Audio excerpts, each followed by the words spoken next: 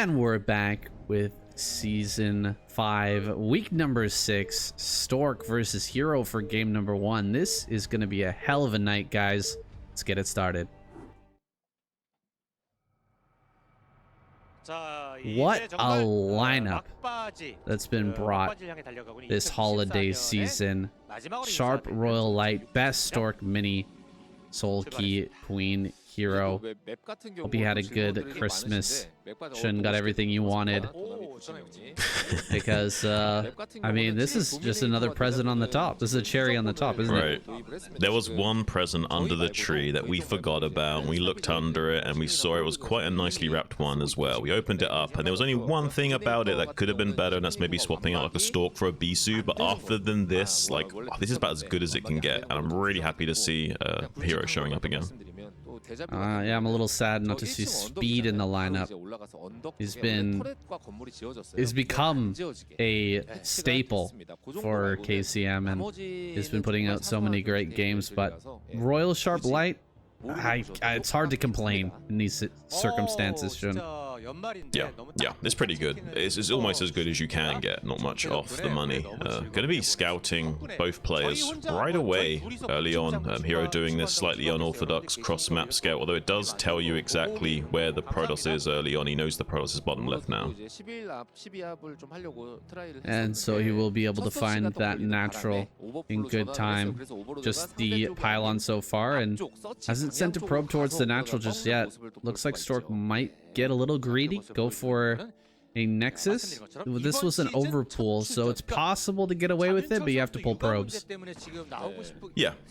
I mean, depending on what state of the game is, you're sometimes only pulling like 1 or 3 probes. Sometimes you have to pull as many as like 5 or 7. It depends entirely on like what the pull timing is and how far the rush distances are. But generally speaking, when you're playing greedy, you have to pull at least 1 or 2 probes. Stork's not going to get too greedy though, just putting down his Forge now. Looks like he's going to go Forge, Nexus into Cannon. A little bit of greed, but not too much. I think he's going to be fine here, and Hero will just bully away this probe. It's generally quite annoying to deal with, but he's going to get that drone out on the map and grab his third base here in a moment. Kind of a tough third base to take, though, on this map in this positions, don't you think, Shun? Yeah. I mean, the easy third to take is towards our opponent, so that's definitely suboptimal here. We'd be much likely to take the natural expansion in the top right, maybe elect for a more lava style and play macro heavy and just play defensively with lurkers and go into an early 4-base setup, but I don't think Hero is going to be that kind of player, instead taking this base at the 12 o'clock as his third, much more reserved and much more like his usual playstyle. It's slightly closer, but it's not that much closer. I don't think... I don't know.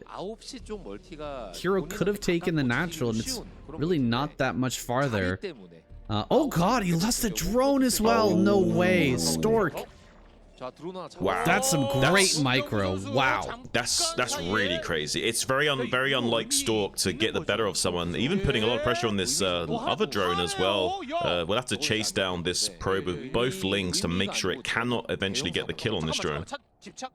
Stork traditionally has been a lower APM player, a professional player, but Stork with 350 APM throughout the game, that's a scary prospect. If he can keep that up, I mean, Stork with high APM is a very scary just technical player.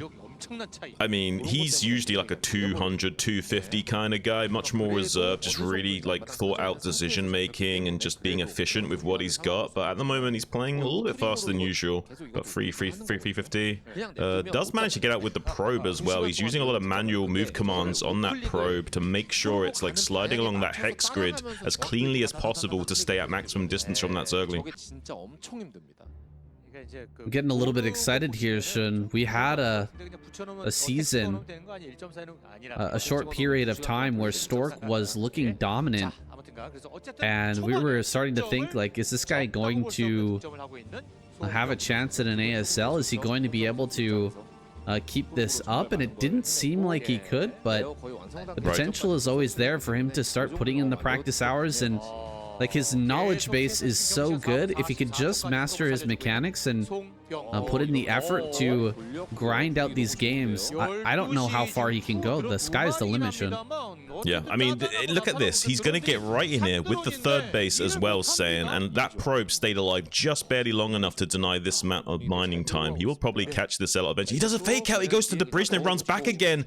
May be able to get a drone, but even if he just forces lost mining time, this is a pretty good deal. He's going to lose this Zealot. Either way, it's better to be able to get behind the minerals and deny as much mining time. So kind of going for the drone kill again. Stork is really aggressive with this Zealot. He's lost so much mining time for Hero as a result of this. Oh, just barely not able to get that, but he already got one drone in the main base. That would have just been cherry on the top. Extra little bit of damage for Stork, and yeah, like you said, a lot of lost mining time is pretty darn worth it for that first Zealot. His life was for ire, and he will progress into the next stage. He'll be coming back as a Dragoon soon. For now, the Corsair checking out everything in the main base. He's gonna see the Spire. Then he knows that he has just enough time to kill this one Overlord, and that there's nothing coming his way in terms of a Hydralisk bust. Yeah, he's already killing down this other Overlord in the bottom right as well, by the way. So getting both of these killed really cool. Oh, the Scourge come out. If he could have gotten the Overlord with me, he's going back in for it. You absolute madman. He gets it. He gets it, Sane, with the flick shot. Looked like that Corsair was going to end up getting caught anyway, so going for the Overlord was a good choice there.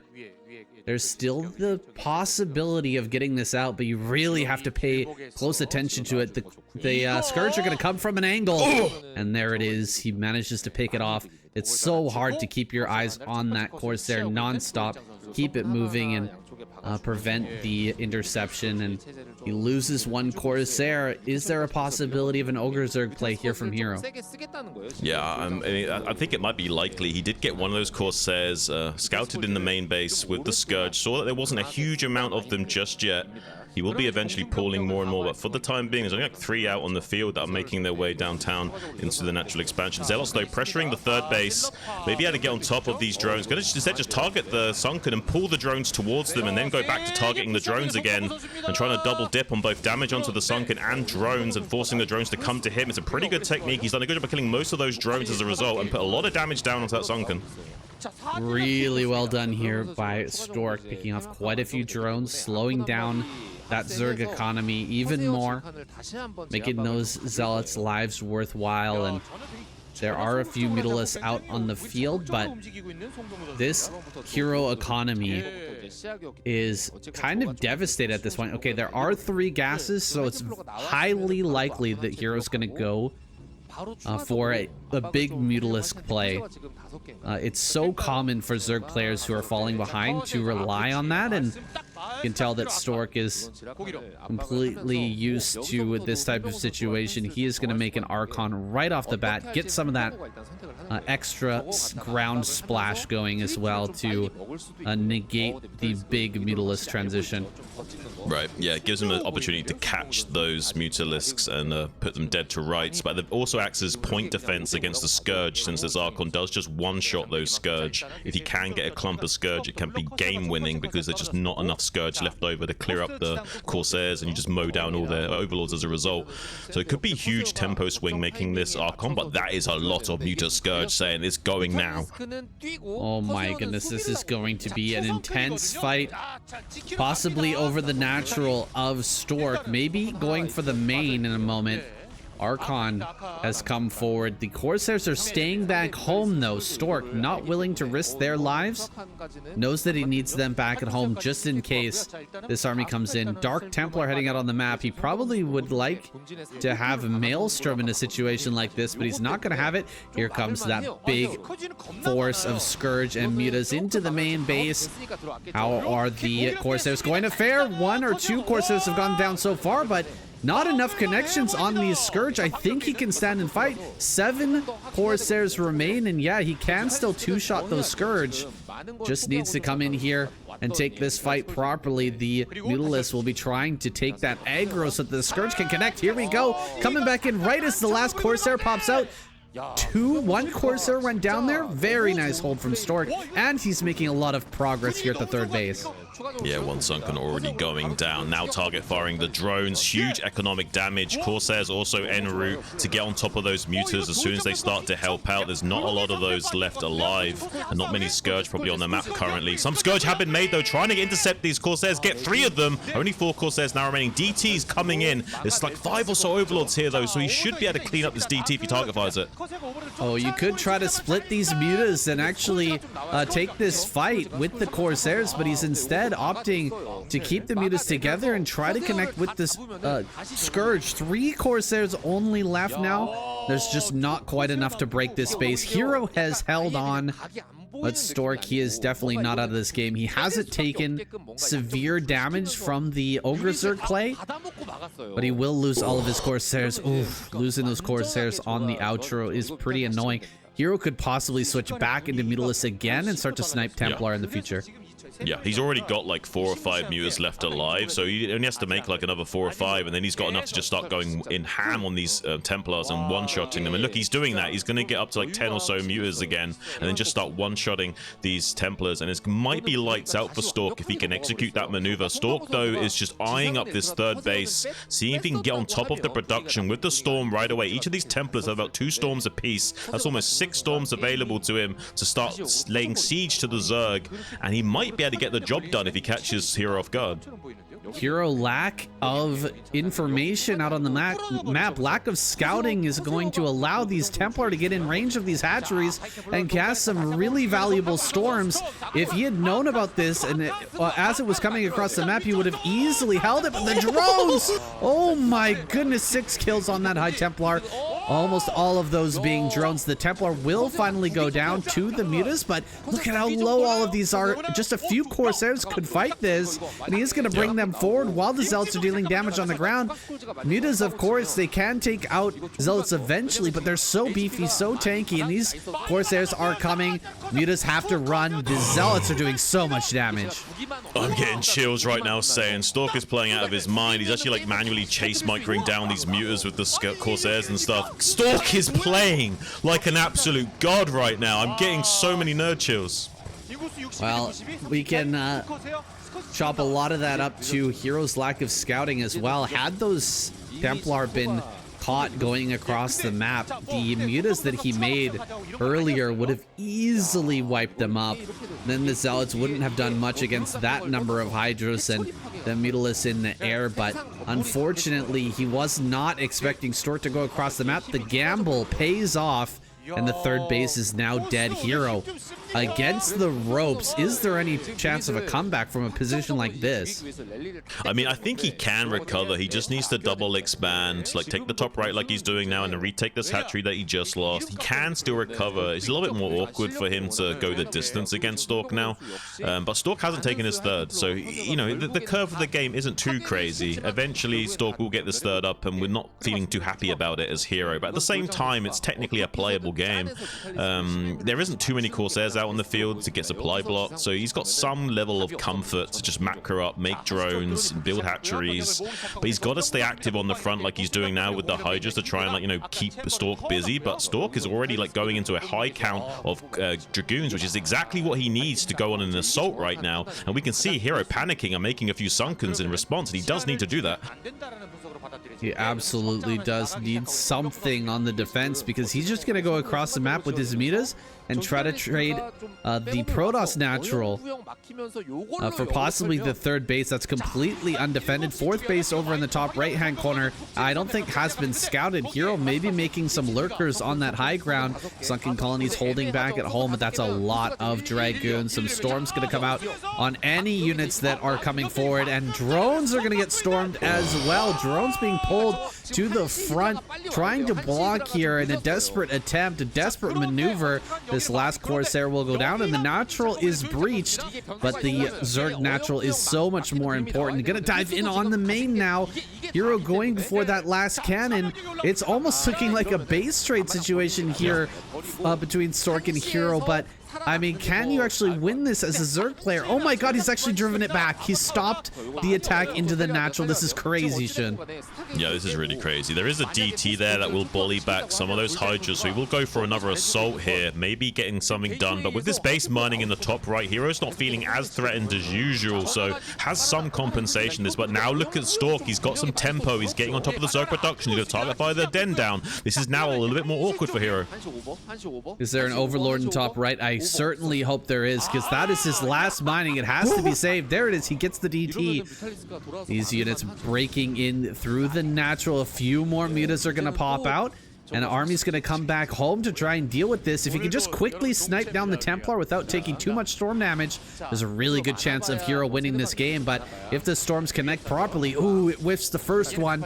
If he could just dodge a couple more storms here, Stork will be in a lot of trouble. But he's holding them back, waiting for a full engagement from Hero before he casts those storms so that he can get maximum value. Here we go. Storm on his own units. Ooh, that was a bit rough. He storms and the Hero just dives right through it. Great dodge there on those Mutilis, and he's got a bunch of sunken colonies up on the high ground, so this Zealot run by is not going to do anything. I think maybe Hero's done it, man. He's done a great job.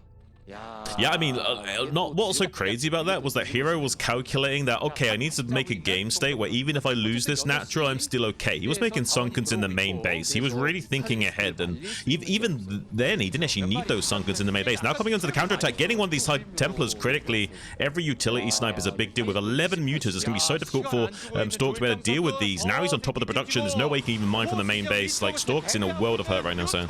If he targets down the Templar archives, that would be such a huge snipe, but instead he's gonna fly over here to the third base.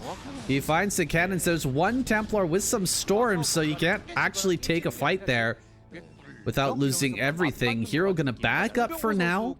3 base versus 4-ish, almost 4 bases for Hero. Storm goes down. This is a little bit rough. He's gonna lose these cannons real fast. Hydra's diving on top. The storm was not good enough from Stork, and Hero might be able to take out this base. Yeah, this is kind of a wild situation that we're seeing right now. Stork needs to make something happen soon. If this DT can get a lot of work done, it would be crazy good. But there is an Overlord in the main base, so as long as he reacts and sees that he's losing drones, he'll be fine. But he might not pay attention. He might just lose all these drones for free and not even notice. This is such a weird situation now, Hero. He's not going to notice until almost every drone is dead, so dropping that overall count of drones insanely low. Still at a supply advantage, though. A lot of that being in Mutilis, however, could fall apart very quickly if those get caught, if they get stormed. Suddenly that supply advantage could disappear, but so far, Hero doing a great job of just hanging in there. Hero running these drones away and attacking into the third base. All the Zealots are on the other side of the map. Stork gonna go for a counter while this attack is coming into his third, though. Losing a lot of these probes. Zealot's gonna jump on top of this base, gonna go for the lair.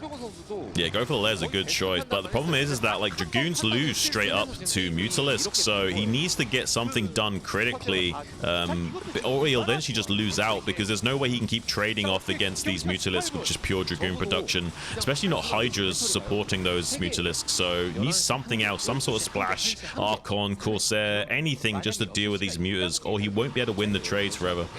He's having such a hard time getting some gas income going.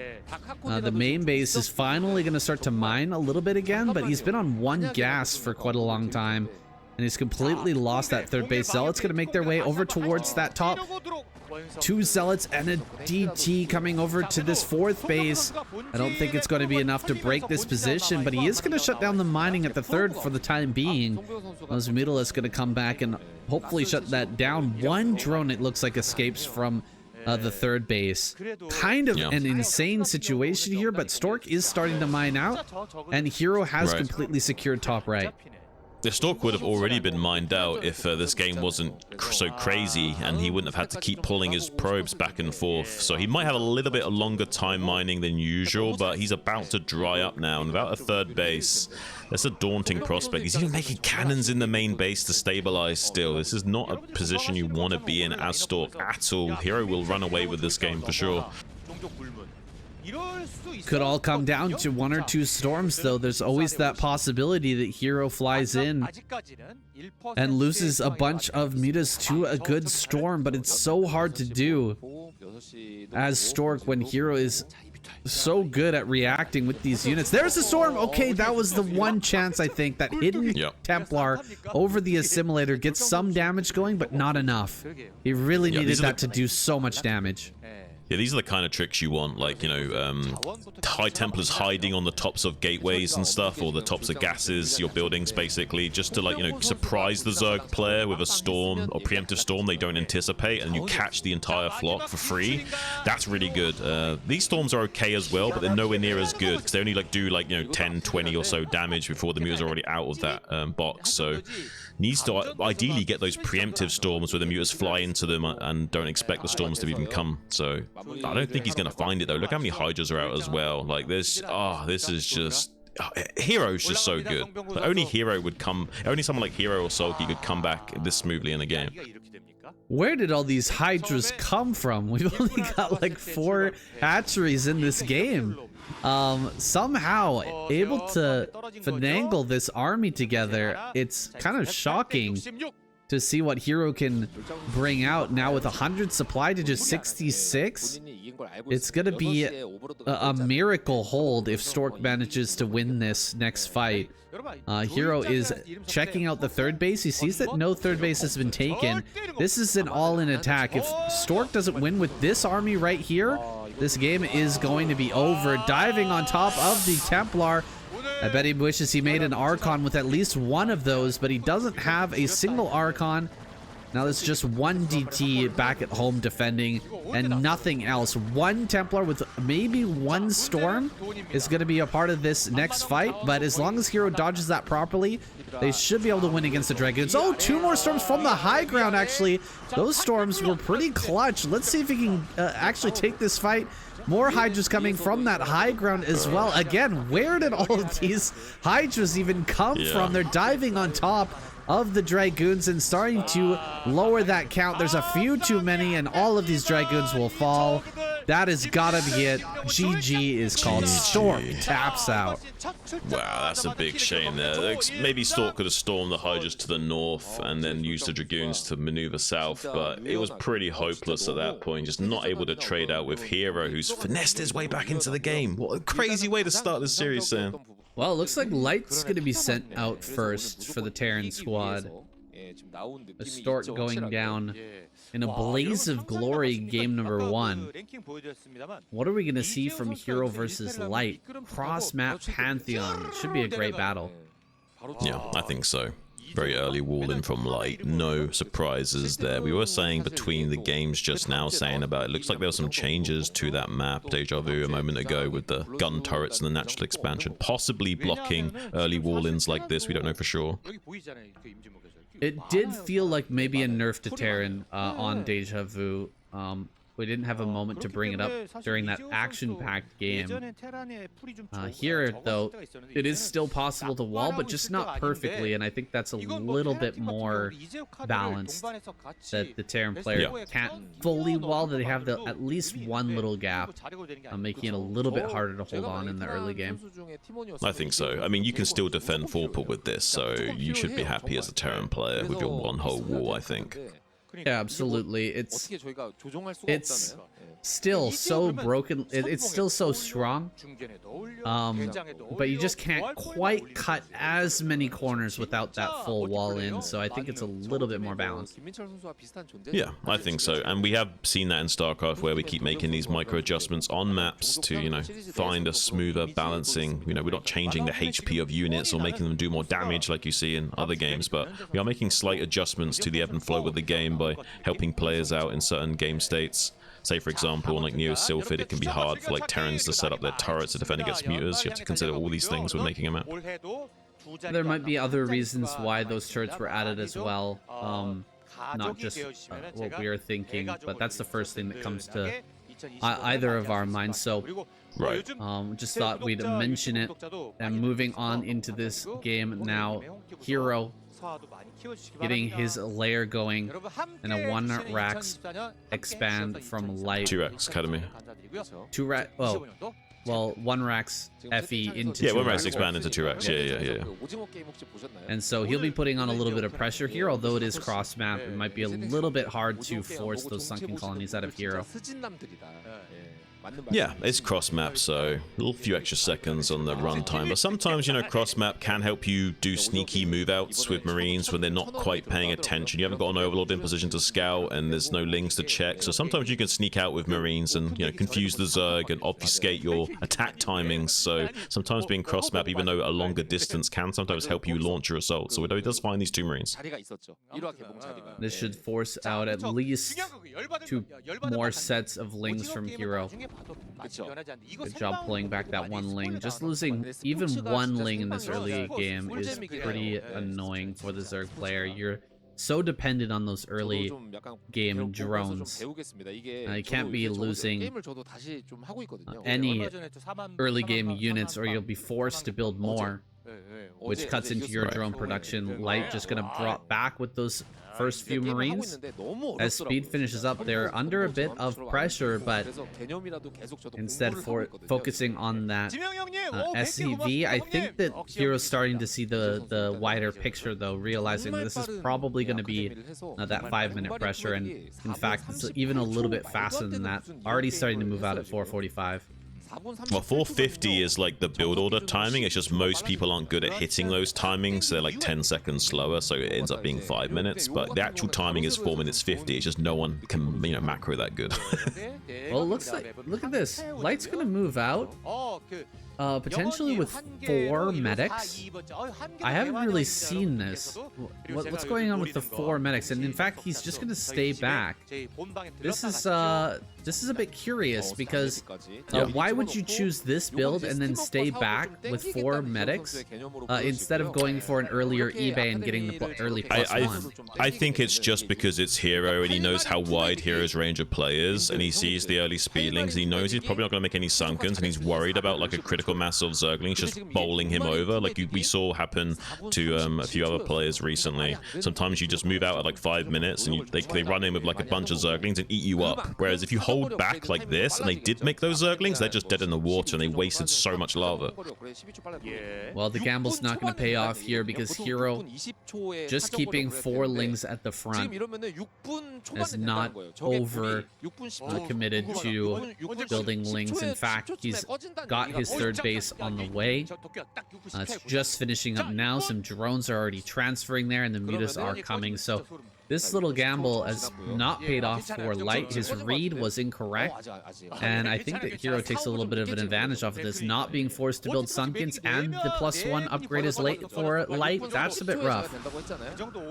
Yeah, I mean, honestly though, like having the early 4 medics does give him a lot more leverage in the early move outs against the mutas, because you just got so much bigger energy pool in these medics that you don't have to worry about overstimming. You can just kind of like charge across the map more, and the Zerg can't really bait out stims and drain your energy the same way as usual. So this does give a lot of counter potential to Light, and he's doing a good job of target finding the mutas as they come in. Now getting on top of the 3rd base as well. It's like Hero's forced to respond, and he's not doing so well. Wow, Hero didn't build enough mutas. Look, he's only got 5. Well, he built a 6 muta there, but started to lose some of them. Usually you'll build at least 7 mutas to start to put the pressure onto Terran early on, but instead he was trying to walk the fine line and just defend while getting his drone saturation up on this 3rd base, and he's really paying the price for it. He's lost a bunch of these drones, and a lot of the mutas have gone down. Eventually he will whittle down this army, and he will not lose this 3rd base, but this is quite a bit of damage. He's really paying for his hubris earlier and his trying to drone up and greed on this 3rd base. This is brutal for Hero. I think this was Light's game plan, was to make Hero play greedy, just undercommit into mutas and then punish it, and it's worked flawlessly. That's a really good read from Light. Just he's only playing this way because it's Hero. He sussed Hero out. He's played hundreds of games against this guy. He knows him so well, all his potential range of play, and he found the one thing that really threw a massive wrench into his clockwork. Hero is not grinding to a stop just yet. No matter how many wrenches are thrown into his game. We saw that in his match versus Stork. This guy will just take those wrenches and grind them into dust and continue to chug along. He's diving now on top of these Marines, killing off a lot of this expeditionary force, and he's getting underway with that third base once again. Hero's just so good that, yeah, sometimes even if you put him into bad situations, he still does a good job of it. Pretty good target firing from the Marines, but honestly, this is a great job from Hero. He has whittled down the majority of these bioforces that is now will be much more manageable. Doesn't have to waste loads of economy on crazy amounts of sunkens or anything. He can maintain map control, which is the crucial thing at this junction of the game. Just maintain map control with your 4 barracks production and keep the pressure on the Zerg so we can't harass your SCV lines, and you're sitting pretty as a Terran until those vessels come out.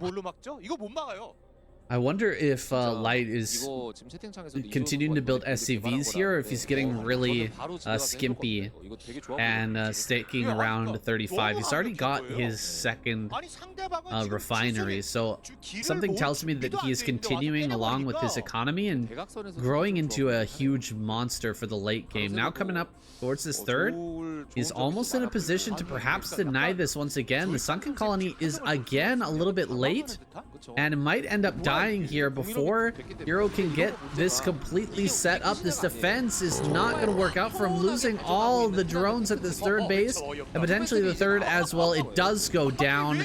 Hero was battered a little bit too much, it seems, from that first attack and just not able to pull together enough units to defend. He loses all the mutas.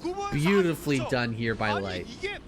Seriously good game from Light. I'm almost speechless. It was so well executed. I kind of get chills from watching this guy. Like, he's not necessarily the best execution of player, but wow, his game plans can be like almost next level.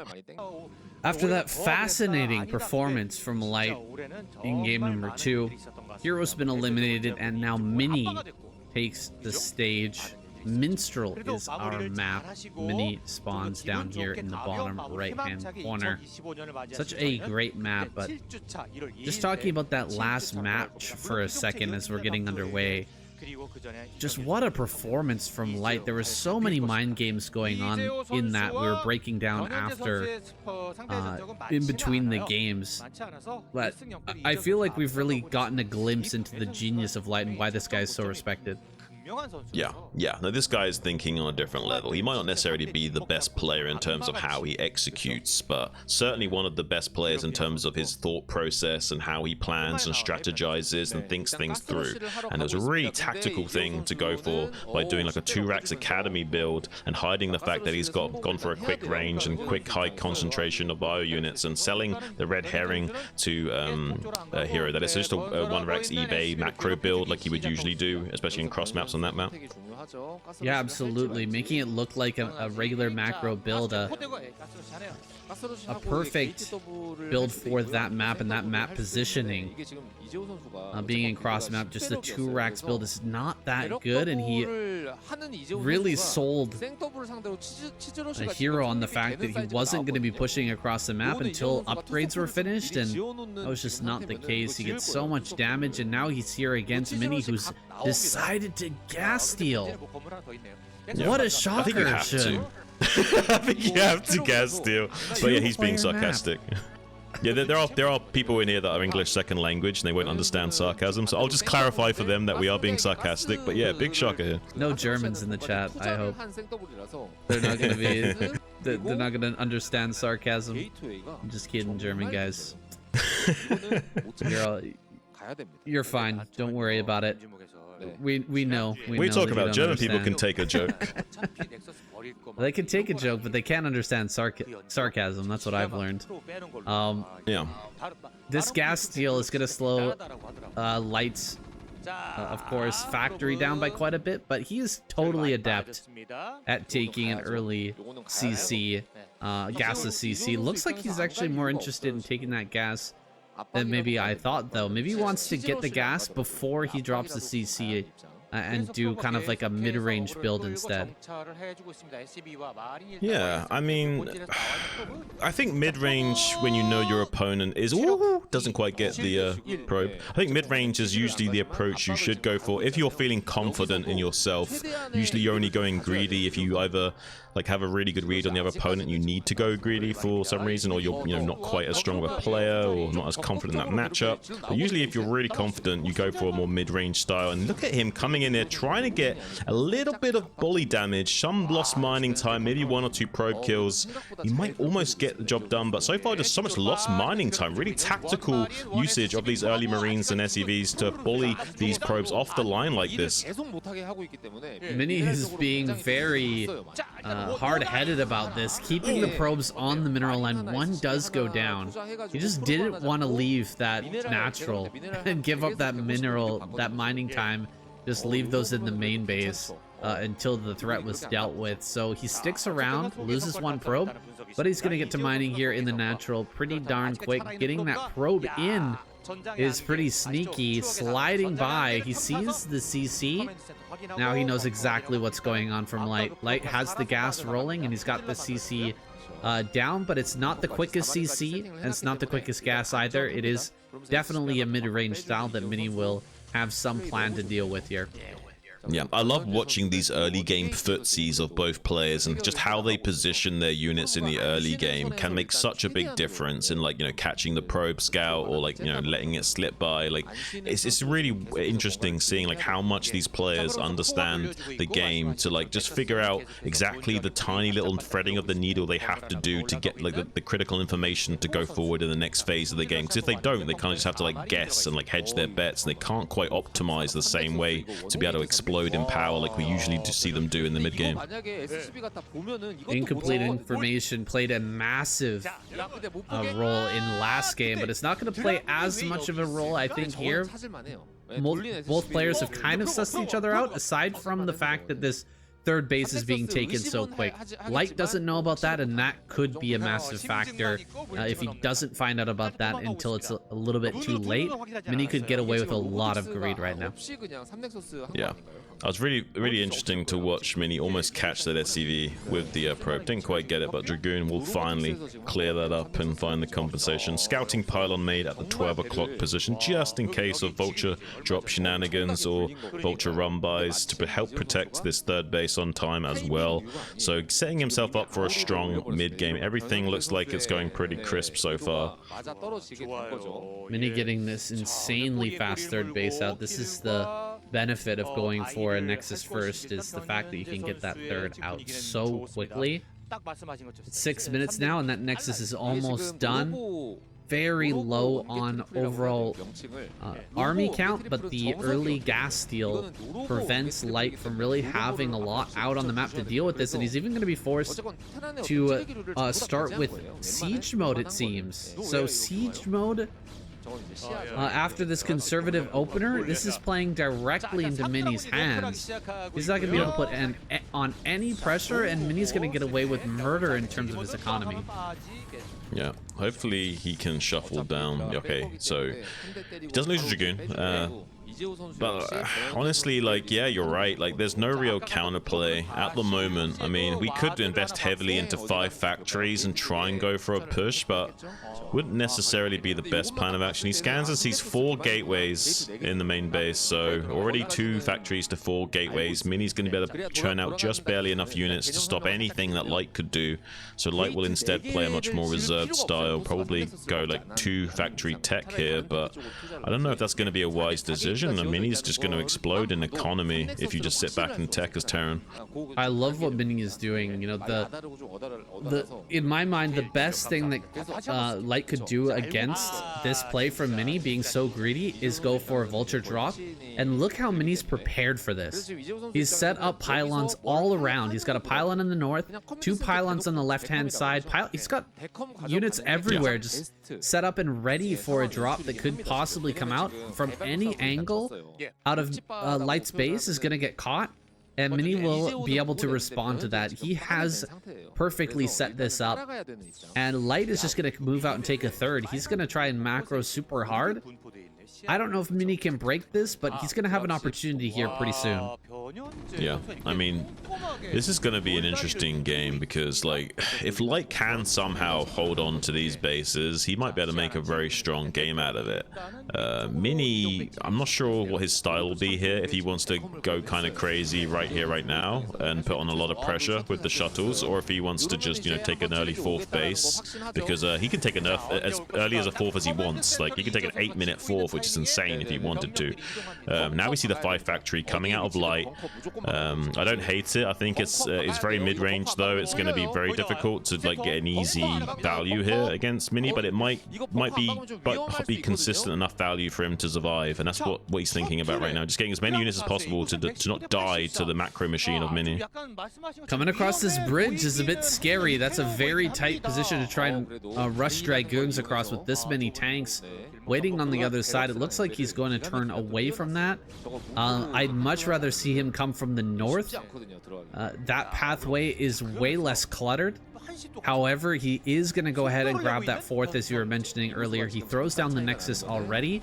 But Light, I mean, getting away with a CC here at, what, 8 minutes? That's going to be finishing up now?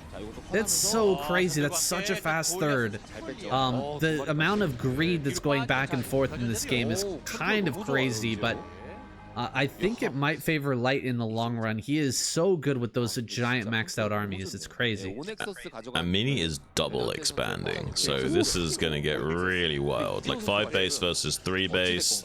We're allowing the Terran to take this 3rd, and we're going to say your 4th is going to be impossible to take, and I'm going to race ahead to 5 base economy. So if you can keep the Terran on 5 versus 3, you will just be slapping him around all day. But we do see a rush into, like, you know, 7 factory production from Light. He will be firing on all cylinders now. Maybe he can build up a big enough force to both screen Mini and also eventually take this 4th at 12 o'clock and then push on this horizontal axis in the top lane, maybe. Does it look like Mini's going to go into carriers? It kind of feels like he's just going to take this 5th and start to build out a carrier force. Maybe sack one of the bases, whichever one Light decides to push into. Probably top right, sack that base, and then wait for carriers to come online, try to do a counter or something. That is a possibility. 4 Templar, or 4 shuttles, excuse me, is a great force for just diving into the main or the natural and try to get a bunch of damage, try to, you know, make a big distraction.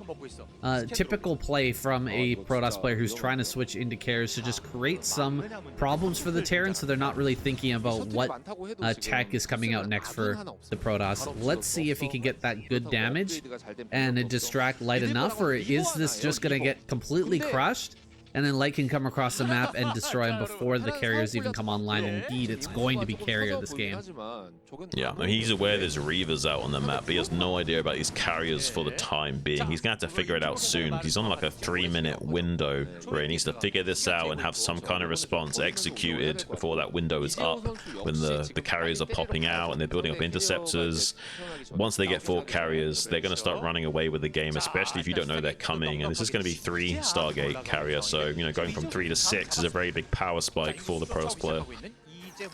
Yeah, 3 Stargates definitely escalates quickly. Light throwing down scans, but what did he see? Just taking a look at the natural. He doesn't see any Templar. That might be a tip-off. Templar should be out at this point if you're going to be playing a normal game. You want to have storms in this army to deal with the big clumps of Terran units, so he hasn't actually scanned any further. I don't think that he knows about this yet, but he might be starting to get suspicious. Right, he'll eventually get the Templar tech once he's finished building his carriers, but until he's built his carriers, like, all of the gas will want to be invested into those kinds of critical units, and eventually have some Storm to supplement and, you know, use to soften up, you know, clumps of Goliaths and stuff. But now we see the big move out from Light. He wants to maybe take this expansion at 12 o'clock and attack on this axis at the same time. Needs to make sure he keeps some units back at this 3rd base so he doesn't just get destroyed by Mini's counterattack, though. Mini is, I think, likely going to sack this base, as I mentioned earlier, while taking 6 o'clock. He's just going to run the probes, Send a bunch of them down to 6 o'clock and just give up this base. He has so much money. Another base down here in the bottom left-hand corner. Look at him. He's got 2,000 minerals. Wow. This is what I was thinking was going to happen. Yeah. He's just dumping all of this money into carriers and a lot of zealots, I imagine, as well, as that speed comes online. He'll end up taking a trade with this army, but he has so much room on the map to move. He can just keep backing up. Doesn't need to keep these probes here either. He can just run everything away and keep that economy rolling while more bases come online. Dropping on top of this now a bunch of zealots on top of the tanks. The Reavers are trying to get some good shots off, but this is a great trade from Light. He's taking out everything, including that shuttle goes down with the Reaver inside. Yeah, this is a really impressive push from Light. The way he's positioning his tanks and keeping his army very tight formation like this. He knows there's no storm, so there's no harm in doing this style of push right now. And it's making a lot of value for its short-term effort here. And now he maybe target firing the shuttle down. One more hit would have finished the job. Didn't quite get it. But these two Reavers are more or less dead in the water anyway with that low HP of shuttles. So he needs to be very cautious here. He's putting a lot of pressure onto Mini, trying to get a 2-for-1 deal and knocking out these two bases in the top right. He can get the probes. It's going to be huge. He scans the Stargates. Now knows it's carriers as well. Can start to optimize, making more Goliaths and factories and kicking his production into higher gear. But I don't know how if he scouted that too late or not. I mean, he might not have enough production to finish Mini off, but maybe he does. Double starport Wraith play is coming. He's gonna go ahead and build a bunch of Wraiths. Try to surprise suddenly with some cloaked Wraiths. If there's not enough observers in that army, it's going to be incredibly painful to watch. Even if there is observers, you can scan and target them down, and Light is very good with his Wraith control. That's correct, but it's kind of funny. Now the shoe is on the other foot, right?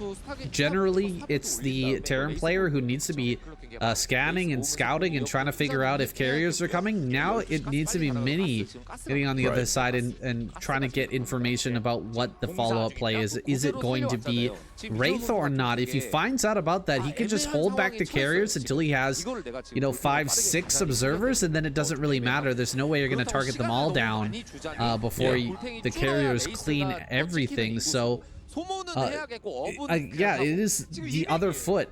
The shoe is on the other foot, but it's not going to come into play here for a little while. He still has to take this fight. Mini is behind in supply. He's got 6 carriers, but they don't all have interceptors just yet. He needs to back away. Yeah, he needs to just bide his time for the time being. Try and avoid any direct engagements, although Light might find a way of forcing it. And yeah, you're right. Unfortunately, Protoss do not have map hack ability to just scan for that location, so we'd have to check there with an observer or a unit or something. You might not see that for quite some time. Now we see a frontal assault from Light that does turn around. He's scanning constantly for the Protoss whereabouts, which is what you want to do. Keep an eye on where the army moves to. Now he's being fluid and moving his army back in position, trying to maybe bait Mini into attacking and then countering it. Carriers are coming to bear now. Gonna start to snipe down a few of these tanks. Carriers are very, very good on this map because of the way that the lanes work. It's going to give you lots of opportunities. Just switching between the lanes will force the Terran player to walk his army long distances to chase, and you can take advantage of that Terran player. Similar to this, almost going to snipe down this command center. I don't see any observers with this force though, Shun. The Wraiths may be coming in soon. He's been building them up for a while. He's probably got about 4. No, okay. There's just one 3. observer sitting down to the south, and that's it. So there's no other observer in sight, at least not nearby. So if he does catch these carriers unawares, if he snipes that one observer that's nearby, he's pretty much going to kill more or less all of those carriers before they can retreat to safety. Well, he's still got to build up a few more Wraiths first. He's only got 3. Probably want to get like 8 Wraiths before you even decide to go in. The Reavers underneath this army are doing so much work, adding on that splash damage that's kind of missing from the army because we haven't gone into Templars just yet. But it's not been enough to push back Light all the way. Aside from killing this one command center, it really hasn't done that much. 12 kills on that one Reaver, 9 kills on the other. They both go down though, and now that splash damage is gone, He's going to be able to push all of this back. I mean, Mini's starting to clear up this force in the top right. It's kind of amazing that he's still mining on that base up there. Is starting to get mined out on his main and natural around 18 minutes, which is standard. This is getting a little bit wild. If Light can somehow keep the pressure on, like, there will be a sudden drop exponentially in the production of both players because of how many bases all dry up at once here. Light, though, because he's been, like, harassed a lot, his natural expansion will last a lot longer. Now a big assault, though, from Mini at his third base. Might be able to get this command today. Here come the Wraiths. He scans, sees no observer, starts to target fire these carriers down with his Gemini missiles. If he can get a lot of damage in quickly, his observer has no speed. He's going to take a lot of time to get at least 2 of these carriers. Eventually this observer will show up, though. He needs to scan quickly and identify it. Here comes the observer. Is there going to be a scan? No, he lost about 3 carriers there, but he still has a reasonable force. And now that he knows about it, the Wraith play will not be nearly as efficient, as effective at taking down these carriers. Another scan comes down. He's gonna get another carrier. I'm really surprised to see the observer wasn't with the carriers at that all-important moment. Meanwhile, Light is pushing through. He's killing off so many bases. He's shutting down all the mining of Mini, and Light is losing bases of his own, but it's not nearly as fast, and he's forcing back the carriers, killing them off with these raids at the same time. And critically, he has this natural expansion to go back to mining to get a little bit of extra drip feed into his economy if he needs to. Unlike Mini, doesn't have that luxury. He has to mine out on the map, which are easily assaulted from this point onwards. And there's a pretty big push here from Light. If he can get in there and cripple the last remaining bases of Mini, maybe he can just about do it. Currently ahead in supply, 136, 121. It might just be doable for Light. That bottom left command center is so smart from Light. At this critical juncture, there's no way that Mini can attack top right and get down to stop the mining in bottom left. So he's going to be getting some minerals coming in. Of course, Light is very low on money right now, just 150 minerals in the bank. He's got a supply lead, but it doesn't mean that much when there's carriers on the field. He's going to come in and try to snipe down one more carrier. Can he actually get it? I don't think so. There's too many observers, too many Dragoons covering this force. He will be pushed back again. Mini has money to keep on making units. For the time being, he can keep making carriers, but he's only got this one base, and so that money's going to dry up very quickly. Yeah, a little unfortunate for Light there. He missed scans in the top right and didn't even see the observer, so missed opportunity there. If he had identified the observer with the scan, he could have sniped that observer and get on top of those carriers again, but was unable to do that, unfortunately. Yeah, a little bit of a weird situation. He also built a few more Wraiths, so we will be still kind of, you know, betting on this gambit of utilizing this anti-air force to kind of act as a quick response team to the threat of the carriers. Mini's gonna have to build up his infrastructure a little bit, actually supply blocked, and not really mining a lot now. Main natural pretty much mined out, and the natural's killed as well, so taking that nexus and the natural not really worth it anymore because it's more or less already done anyway. A little bit awkward position for Mini with just his one mining base, and looks like Light is stabilizing. That base in the bottom left, so important for Light. Such a good idea for him to snag that while most of the fighting was going on over here in the top right.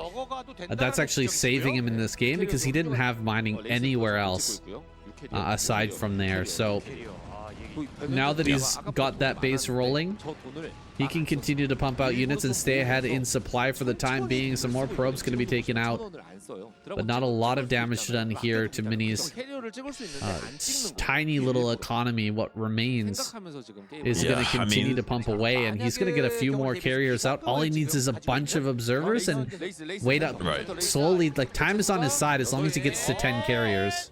Ooh, this is pretty good. Sniping an observer and a shuttle. Okay, we keep seeing plays like this all day. We're gonna be happy. Still no observer speed. This could come in critical. Just 2 slow observers escorting this infantry and carrier fleet currently. Light moving into position, getting to his rally point. Wraiths on the back foot right now, scouting for any maybe incoming units, and then he's gonna wrap around and come from a surprise angle.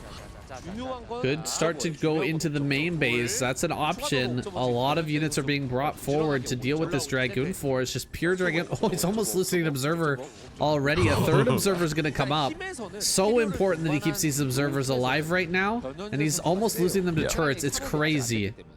Well, if the Goliaths can somehow kill the observers as well, that's another play. If he can identify those observers and get in close enough with his Goliaths to snipe them, and then the Wraiths come in as an afterthought, that also can pay dividends. But he needs to be very careful with how he executes this. You don't just want to go for something like that. You'll risk losing all of your Goliaths for free to those Dragoons. So you need to really be opportunistic and careful with how you move around. It's like the hardest thing is getting units up this ramp to defend the main production line against the carriers, because you have to decide how many Goliaths do I send into my main base and how many do I leave down here to protect the tanks. Looks like he's made that decision a little bit incorrectly. A bunch of tanks go down and Zealots make their way into the bottom left. He's going to be able to shut down this base. That is very important. Shutting down one of the last mining bases, and oh, the mine could be huge. Oh, so close. So close to a massive mine drag once again, switching into the main base. Mini is pulling Light apart. He's lowered his supply. You know, he was about 20 supply behind just a couple of minutes ago, and now he's just a little bit behind Light. He's sneaking out a few more units, but he's losing his factory, so that's not going to last much longer. This is looking like the Dune films, where they've got those shields, so you can't just go in and finish the player off right away, but Mini is slowly pushing his knife through the defenses of Light and is getting closer and closer to his vital organs and making a mortal wound here. But look at this, Light! Big counter push coming out. There's 4 observers here to escort this fleet, but if he can snipe them, that'd be critical. He does get a little bit of damage as well, but they're moving into a safer pocket now. Much harder to get on top of those. Instead, just target firing down with whatever they can. Interceptors at first, then going back onto carrier duty, because there's just so many interceptors. It's might as well just try and get a carrier kill at that point. Only 2 tanks left. That was some amazing sniping there by Mini, just staying at the maximum range, using those mineral fields to block the Goliaths away from the carriers, and he picked off so many tanks in that army. These Dragoons are going to be super valuable. Still, this gambit of having the race fly around and maybe catch onto some carriers could end up paying off big. Gonna dive on top of one of the carriers. He almost gets one, but it manages to stay alive, and the carrier number will continue to grow. I mean, it's a very hard gambit to pay off now. There's just so much escorting the observers. Before it was like a few carriers and that was it. Now there's a massive infantry squad of Dragoons to soften those up as they come in, and a massive fleet of carriers as well. It's very difficult to come in and snipe these observers with those Gemini missiles like before, but still can manage to get that to go his way. Just maybe not while they're out on the field. He's gonna have to like catch them off guard, or while they start to engage in a fight, and then come in from an angle. But I don't see it happening at the moment. He needs to somehow make this work, but it's gonna be very difficult. Mini has a pretty sizable force here. Only was ever able to get +2/+2 on these forces, and that's not gonna that's gonna leave the Goliath's lacking a little bit in the fights coming up. Now some Wraiths and a Vulture are going to get up to top right and maybe able to kill all the probes. Yeah, he's just going to let all the probes die. So it's all going to come down to this fight. Mini has to win right now. His third base is just about out of money. There's like 1 mineral patch left. So he has to kill. He's going for broke here against the Goliaths, just fighting them straight up head to head.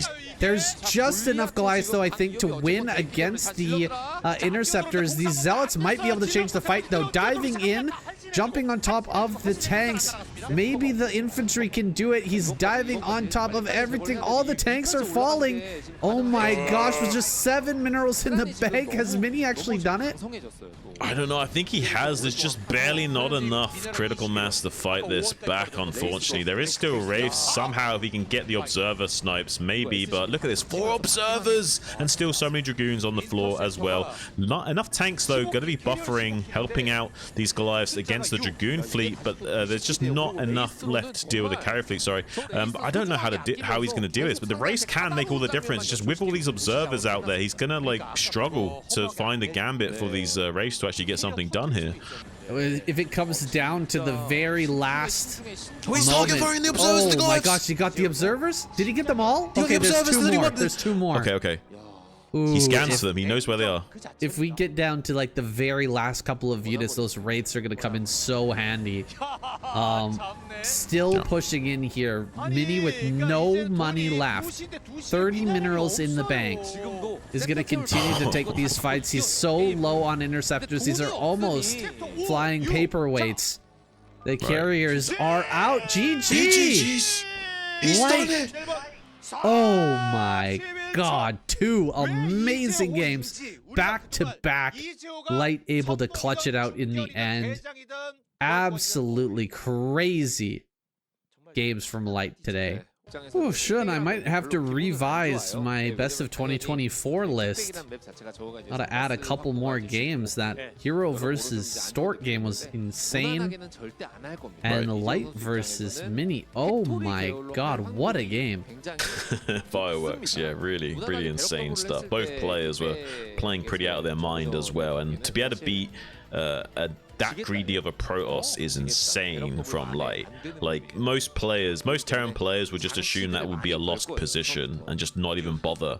And Light somehow manages to turn it into a win. It's bonkers level of insanity. Even after the initial Wraith was revealed, usually you only have that one moment to utilize the Wraiths, and then they're going to be kind of useless after that. Still managed to make it work somehow. Yeah. Some way. After only killing a couple of carriers. It's crazy.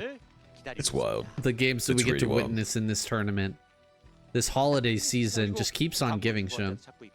I mean, I'm all about it, saying I do think that there is a higher average standard in the games in KCM compared to SSL. Like, some of the best games you'll see in SSL, but the average game on KCM is way more of a banger. I tend to agree with you on that. Now we've got Queen versus Light on the Crazy Zerg map. This is Kickback, which tends to go one way, and we're not shy about saying it. Crazy Zerg. It really does seem to be the way to play on this map, and I think that Zergs are really leaning into it now, especially after that Soul Key victory in SSL. It's like he just showed everybody exactly the best way to play here, and basically put the ball into the Terran court. You need to do something about this, and it seems like basically every Terran player has said, all right, bet, time to go gas. And in fact, Light is gonna gas here. Well, I do think Wraiths are super strong on this map as well. I'm just going to point that out there. I think that being aggressive as Terran is maybe one of your best options, especially when you get spawns like this. I think Wraiths are super good. Could work out for him as he wants to go for that. It might not be that though. It might be you know, something a little bit more mid-rangey kind of, like might do just like a 1-1-1 build, like a dropship and Wraiths into a more standard style, or it could be a very full-on committal, just 2-port Wraith try and kill Queen right here, right now. Who knows? Uh-oh. I know what this is like. This is a problem. First Overlord's gonna die. And losing your first Overlord is... it's not good. It's never a good feeling. But... Nope. This is going to put Queen into a massive deficit and maybe into a death spiral if he doesn't play this perfectly. At a pro gamer level, I would say anyone but maybe Sulky or Hero is really struggling mentally after that loss. I think the only 2 Zergs that can handle something like that mentally are Sulky and Hero. Everyone else falls apart. Yeah, it's terrible. It's happened to me recently in a game, and I can tell you it is so hard to come back, mentally, but just by the numbers, it is super tough. You're so far behind on where you want to be with your drone count, and then you have to add in the extra Overlord. The builds in ZVT are so tight. They are so tight. There's no room for wiggle wiggling at And all. we should quickly say that it affects Zergs more than the other race in the early game, because you can make more than just one drone at a time at these. But beautiful block though with these lings. Doesn't get the other one though. The other one gets inside the main base, has to pull drones off the line, and Light knows it. That's why he's going into this pocket up here so he can micro back against the drones for longer. Needs to get behind the minerals and maybe like do a bit of like, you know, finessing, going one way then the other. Pretty good job from Queen to try and box this in though. Almost getting it boxed into that corner. Light though just always dancing with death and threading the needle on his unit positioning here to do maximum denial of mining time while also not really losing too much HP on this vulture. Oh, you know that Queen's face is so red at this point, but he does manage to catch it up here in the top right-hand corner.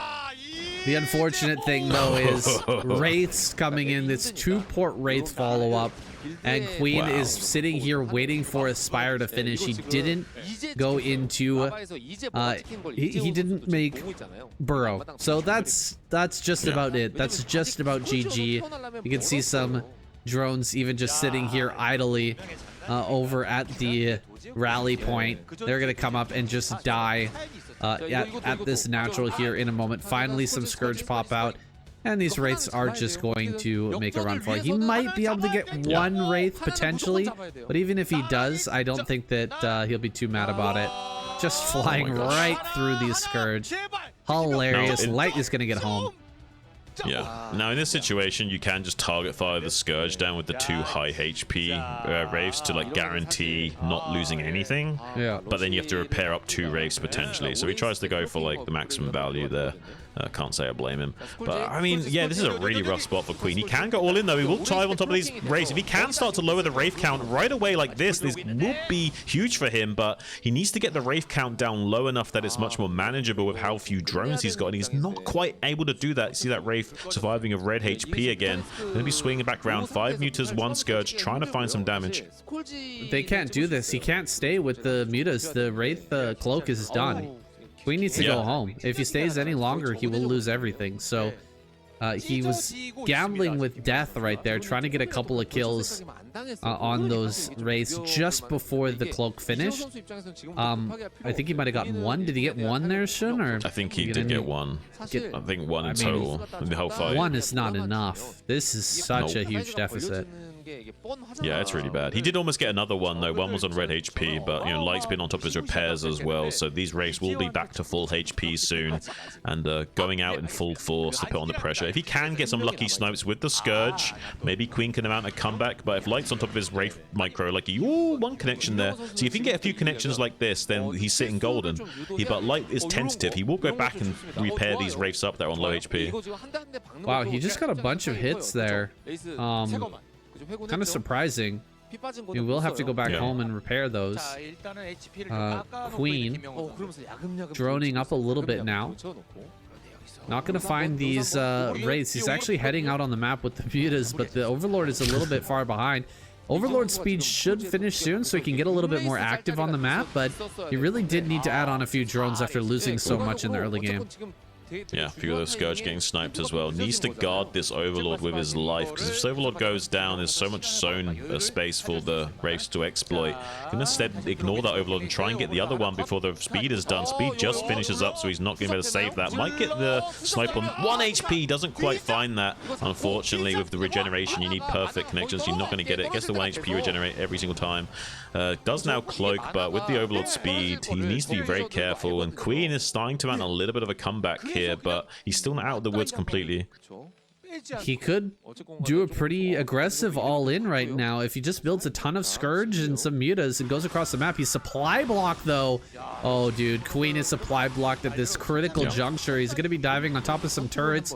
He's waiting for an Overload to pop so he can spend that 600 gas that's just waiting to be spent back at home. He does kill a supply block, so Light in a similar situation, he can't build anything, but all he really needs to build is turrets right now, and he's doing just that. Yeah, I think he's just barely got enough that he won't die to Queen, and this is a problem now, because he can go on the counter-attack with these Wraiths and start killing all these Overlords again. Now Queen is yet again supply blocked, can't do anything, and with only 2 base economy, we'll start to fall behind dramatically in the ebb and flow of this game, now that Light is securing his own expansion, right now being set up. This is a hard game to watch as a Queen fan. I mean, this is two-time ASL champion Queen getting a little bit embarrassed in this game. From start to finish, things went wrong. With the initial run by of the Vultures and not able to track that down for so long, losing so many workers, and then the Wraith follow-up without Burrow. He didn't start Burrow after that Vulture run by. That's a typical maneuver now in 2024, is just to immediately go for Burrow once you see what kind of style it's going to be from the Terran. And now getting supply blocked while attacking in with the... it's gone so terribly bad, Shun. Sometimes I think he's a victim of success. Like, he had such a good run in previous years that people paid a lot of attention to him, and now that he's not quite performing on the same level, they figured him out so well, and he's not performing to the same standard. It's like a double whammy that he's not quite able to compensate for. It looks like he's just gonna try and all in again. This time he's got opened up some supply. He is again supply block, but he's gonna try and dive in with the Scourge and Mutas, just get as many kills as he can, try to bait in the Wraiths to actually take a fight with the Scourge so that he can get some shots off. But all the Scourge go down, the Wraiths just expertly microed during this fight. Another round of Mutas makes its way to the front. He's getting some great glaives onto these Wraiths, but the Wraiths are starting to come out ahead, and the turrets are adding in that extra damage. Continuing to build turrets is all that Light really needs to do to eventually take this game, because Queen has nothing else going for him back at home. He has to win with this fight or he will go out of this game, and there goes the last few Mutas. They've mostly died off here, and the Overlords are soon to follow. It's a shame that Queen just doesn't have the APM or the interaction speed to manually target fire individual Wraiths and find the low HP ones there, because it was too dangerously low on HP for such a long time. He never picked them off. Really unfortunate from him. Hasn't found that critical damage to get that tempo going, to get on top of the Terran production and shut down Light. Light is now going to stabilize and blow up in his ability to put on a counterattack soon, and Queen just won't be able to stop him. It's so funny. Oh, actually, we're going to have another dive in here. I wanted to say something, but Queen heading into the natural. He's going to try and pick off a few SCVs. He knows how desperately far behind he is at this point, and he just needs to get something done. He can't sit back idly and allow Light to just stabilize and build all the turrets that he wants to and get into the next stage of this game, which is going to be a Marine follow-up that I don't think Queen will have any chance of dealing with. If those Marines start to pile up and he gets a good force of bio out, there's no shot here for Queen. He has to make it happen now. He can make Sunkens at the front, and then Light can just make a dropship. There's no way for Queen to deal with this cost efficiently. He has to rely on air superiority alone to have map control, to be able to guarantee a good game state, and he was not finding it at the moment. The Wraith micro of Light just a little bit too frustrating for him to deal with. It's not quite the best Wraith micro we've ever seen from Light, but it is up to his usual standard of being pretty good.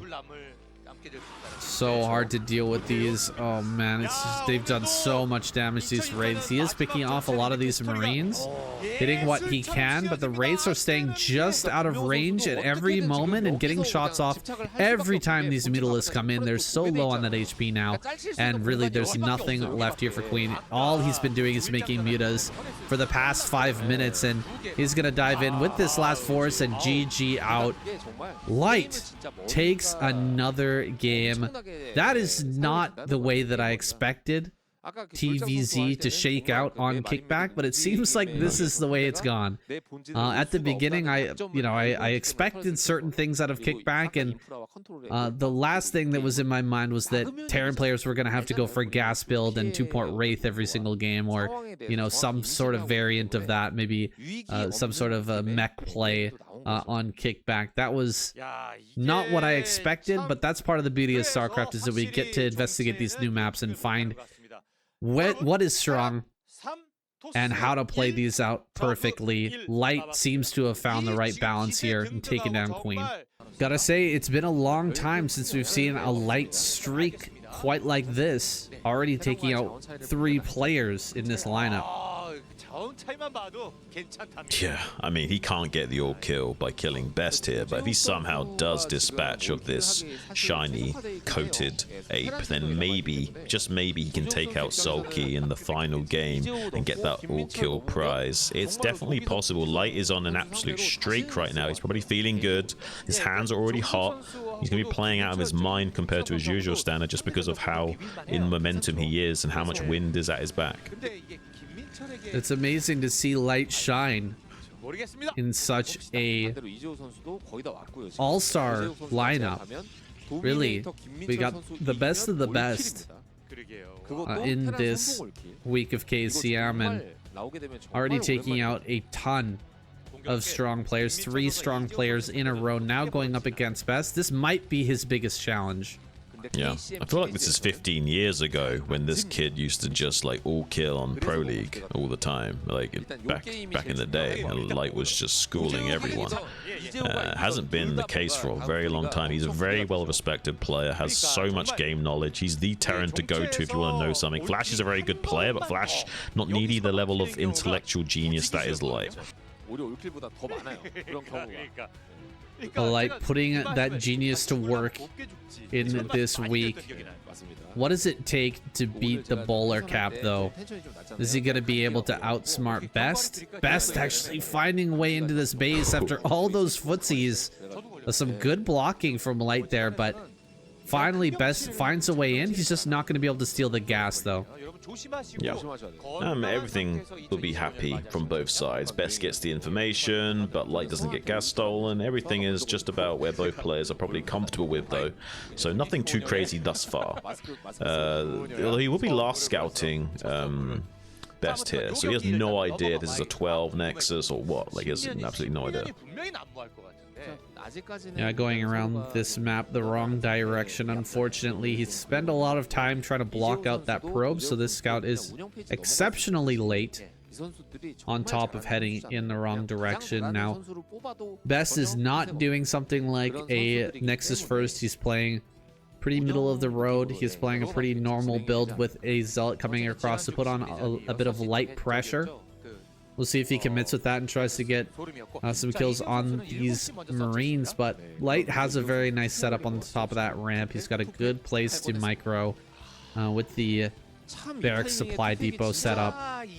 He shouldn't take too much damage here. Light gonna set up his factory on high ground, and is that actually a CC on high ground as well? I didn't get quite a view on that. I'm not entirely sure. Oh my god! Oh my god! Ooh. He's 2 factory. This is kind of crazy. He's gonna get. He doesn't get in as well though. This is pretty huge. He doesn't see the second factory critically, so this is in a way good because now Best will think this is a normal ebb and flow of the game. And if he can't quite win high enough that he can actually get into the main base to scout the second factory, this could pay off a lot. I am shocked to see Light go for this play, for the 2 factory play, with no information at all. He hasn't seen anything. Well, he hadn't seen anything at all.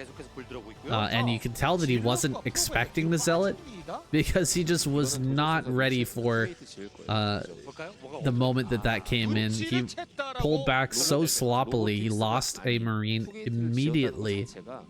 And now he's got to be feeling a lot of pressure here. Like, what am I actually going to be able to do with this? Am I going to be able to win this game? How am I going to win this game with a 2 factory against a build that I was not expecting at all? It's going to be just Light winging it from here, which is not the way that the series played out so far.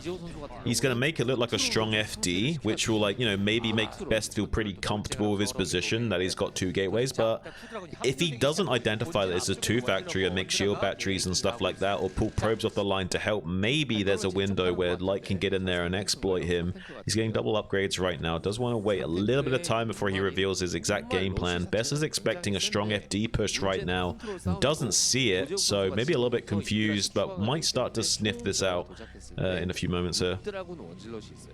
Well, I'm a bit surprised to see Best sitting all the way back at home, not trying to kite this across the map. Or if he was doing that, he might be able to identify what's actually coming, but it's not going to be revealed to him until the army is right here in the natural. I think you're right. He might get completely blindsided by this. As it comes into his natural, the vultures and tanks will finally reveal the fact that he's got 2 factories and double upgrades rolling. And Best, I mean, he is going to be in a world of hurt here if he's not able to take this fight perfectly.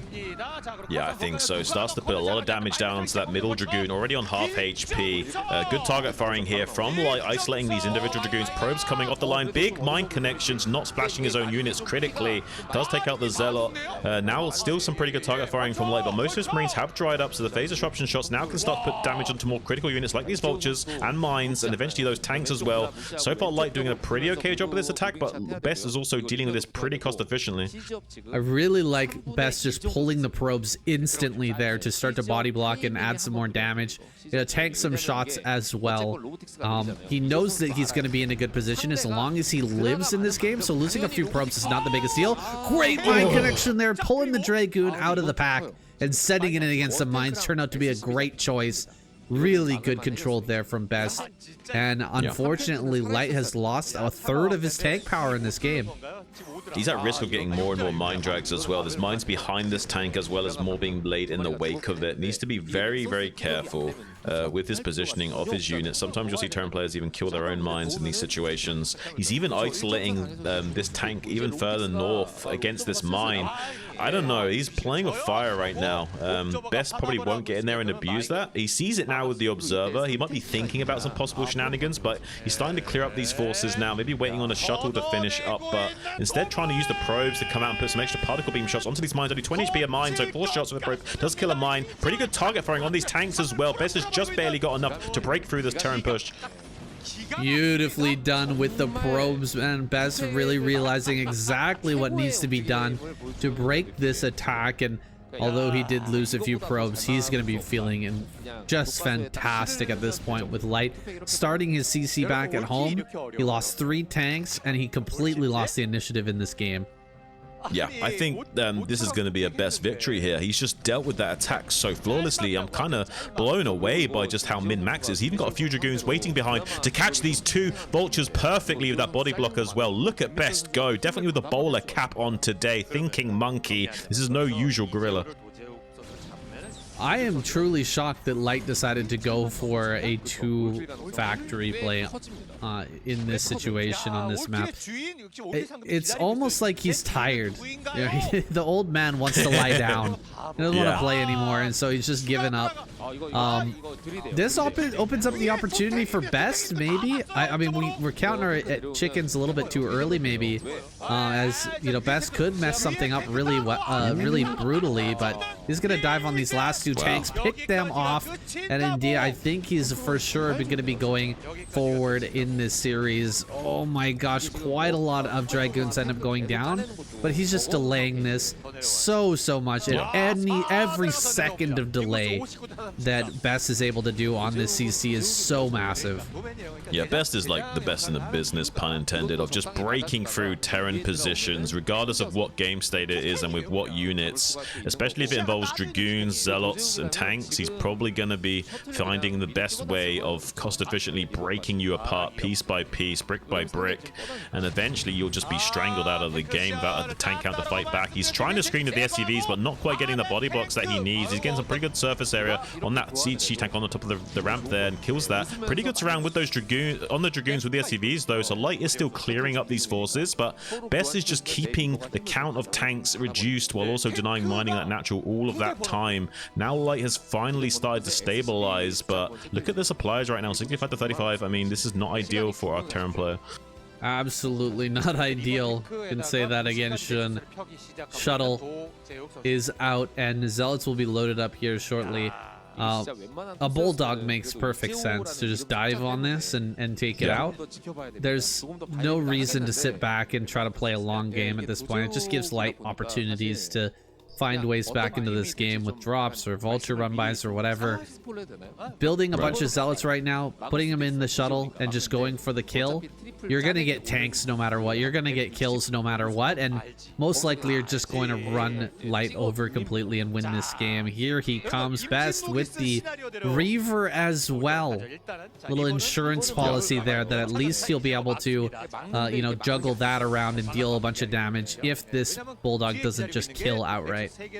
It's gonna be a 5-tank push from Light, trying to establish himself in this game, but right as the Reaver is arriving to sandbag the push, needs to be very careful here. Does siege up, but that's not going to be good news for him as these Reaver comes out. He gets a beautiful 2-for-1 connection with that Scarab. Second one going to be closing the deal on that and securing both. Now the Dragoons trying to isolate some of these tanks. Beautiful blocking with the Vultures to screen those, though. So Light is hanging on. He's very good at positioning his units, but it's still not going to be enough in this game. 45 is to 73, and we have the third expansion being taken from Best to kind of have some kind of compensation and also, like, you know, out cards. If he can't quite get the job done now, he'll still have a lot of outs to play with in the next coming phase. Somehow he managed to kill that Reaver. I'm not exactly sure how that worked out for Light as well as it did. I really did think that he was just going to straight up die in a moment, and now he's got a couple more probe kills over Did you at see the him dud out natural. that Scarab with the Vulture? Do you see that little dance back and forth with the Vulture? How crazy is this guy? What are we even watching? I mean, he's put himself into the worst position possible, just about, and where he's still actually alive. This is as bad as it gets, while still somehow having like a minuscule chance. Right. But this is about as Yeah. Oh It's my gosh, it's mine! Ooh! Okay, that's something. That's something. 3 tanks are pushing out. This is such a small force, but he's trying to put the pressure on the Best, force him into a bad fight at some point, but 2 Reavers come out. Maybe if those Reavers drop out and both die, there's a chance he can make this push work, but other than that... He's kind of counting on that, right? He's kind of counting on a blunder here from Best, and that might happen. Some Protoss players do blunder with their Scarab control and Reaver control, but not Best right now. Sniping off that tank critically, has the Dragoons waiting out on the field. He can also cut off reinforcements with these as well, while the Scarabs keep delaying the tank push. Going to be going into the natural expansion momentarily here. There's nothing back here besides 2 mines to defend against this. Yeah, I think this is a great choice. You know that the opponent doesn't really have much, and a counterattack just forces the Terran to push forward faster, gives you an even better position. The probes are gonna take some probe losses, of course, but the amount of damage that's being done by the Dragoons in the counterattack is kind of insane. Eventually, these Vultures will be cleaned up, and look at that command center about to go down. There it goes. And this just went from bad to worse. Yeah, what can you do, man? This is just awkward now for Light. I mean, technically the game is winnable in the sense of, like, Best has to play like a sausage monkey and Light has to play like a god. It's technically winnable, but we're talking like sub 1% right now. Yeah, 1%. I think I might put the number around the same. Light gonna push down the ramp. Oh, he's taking quite a few losses on these tanks at the same time. Zealot's gonna be dropped on the tanks in the aggressive army. Good target firing on the Dragoons in the back, but everything does get cleaned up, and the third base survives, Shun. So we're talking 1 CC versus 3 Nexus at this point. It's so rough. I mean, you can't... I mean, if you somehow kept your units alive and you traded cost efficiently, you could do it. He never will. Best is just so good at killing tanks, and GG has to be called. Finally, Best snuffs out that Light, and we're going to be seeing Best versus Sulky. Wow. I mean, Best is pretty good at comebacks, so even if Sulky does well initially, this could be an exciting game. With Best taking out Light, he is the last player with the possibility of getting an all kill, but it's a long shot. Sulky standing in his way. With this guy in the lineup, it's almost assumed to be a Zerg win for the week, but crazier things have happened. There's still Sharp and Royal as well. Waiting in the wings, and Best is looking very good, so let's see what can happen. 9 pool from Sulky right off the bat. Okay, so Sulky's the kind of guy, he's happy to play from behind. He doesn't need to kill you with this 9 pool. This is just a guarantee, no weird game state he can't account for. Sometimes he puts on these pressure builds early on, expecting to play from behind if he guesses wrong, but if he guesses right, suddenly you're punished. Does scout that 9 pool though, Best. You will see that. He'll be able to min-max appropriately in this opener. Likely a Forge, and just the cannon coming down in time to ensure that this gets no damage. But like you said, Sulky is fine with this. He is completely happy with being in a slight deficit in the early game because he knows that he can make that up as time goes on. He is the best in the business at basically every point in the game. When it comes to like late game, he's the best with hive play. He's the best at Hydra bust. He's the best of the best. I think this comes from him used to being a micro-based player. Like back in the day, he was the guy that was always going like 12 pool lair straight into like all-in 2-hatch muter against players like Flash. That was like his style. But these days, he's such a well-rounded player. But because he figured out the game on like a more fundamental, smaller economy level, he's so comfortable navigating these weird game states. And I think that stems from his early beginnings. You don't get this level of confidence from just being a strong micro player or a strong macro player. This confidence comes from being utterly dominant, and yeah, he's asserted that dominance over the past 3 seasons of ASL, and this, or the past 2 seasons of ASL and the first season of SSL. And basically no one can stand in his way, so will Best be able to take a single game off him? Anything can happen in one game. Yep. It's not a best of 5 series, so let's see what Best can pull out with this early lead. Now, Best is usually really good at coming back in PvZs, but it's so hard to come back against someone like Sulky. You don't want to let this guy get ahead of you. Like, you want this guy behind you the entire way, and even then it might be an uphill battle. Yeah, it's hard to pull the wool over Sulky's eyes. He is at a conceptual level just so incredibly strong. Full hatch before gas. 4th hatch in the main base. Interesting. So we're gonna see a Hydra base play. No commitment to going into Spire early on here. I've seen this a lot. Such a strong build. I've seen this a lot from Sulky. He really likes to go Hydra early, and prioritize drones, and then switch into Mutalisk when you're not expecting it. This is how I like to play ZVP Say, and that's why I'm so excited. This is like my go-to style. This 4-minute gas timing where you just get 4 hatcheries right off the bat. You used to make 5 hatcheries before gas, but now you need the gas a little bit sharper timing to deal with just how crisp the build orders from Protoss are. So you do get the gas slightly earlier than you usually would. You'd go 5 hatch before gas, but this is more or less the same thing, just optimizing that Hydra Den timing a little bit more. He's gonna get that Hydra Den here in a moment. Best has a Zealot for a bit of pressure, but there are Lings already, and is also going to be blocking the probe out of the natural at the same time. Preventing that scouting information is key right now, because there's a potential for Sulky to do like a pre-storm timing where he comes across the map with kind of an insane number of Hydras and just breaks you open. It's not going to be as fast as the 973, but it's pretty darn fast, and it's fast enough to beat that storm timing. Yeah, you're hitting them at like 8 minutes, which is just before storm, and that's what's so strong about this build, is you can either do a macro play and make crazy amounts of drones and hatcheries, or you can make less drones and go for like a 4-hatch timing play and just try and bust them so they don't really know what's coming. That's why you have to be really active with your zealots like this, coming in there, killing a drone, seeing how many drones are being made is also the other important thing here. Like if he sees only 6 drones maximum made at this 3rd base, he might be smelling a 4-hatch Hydra play or something.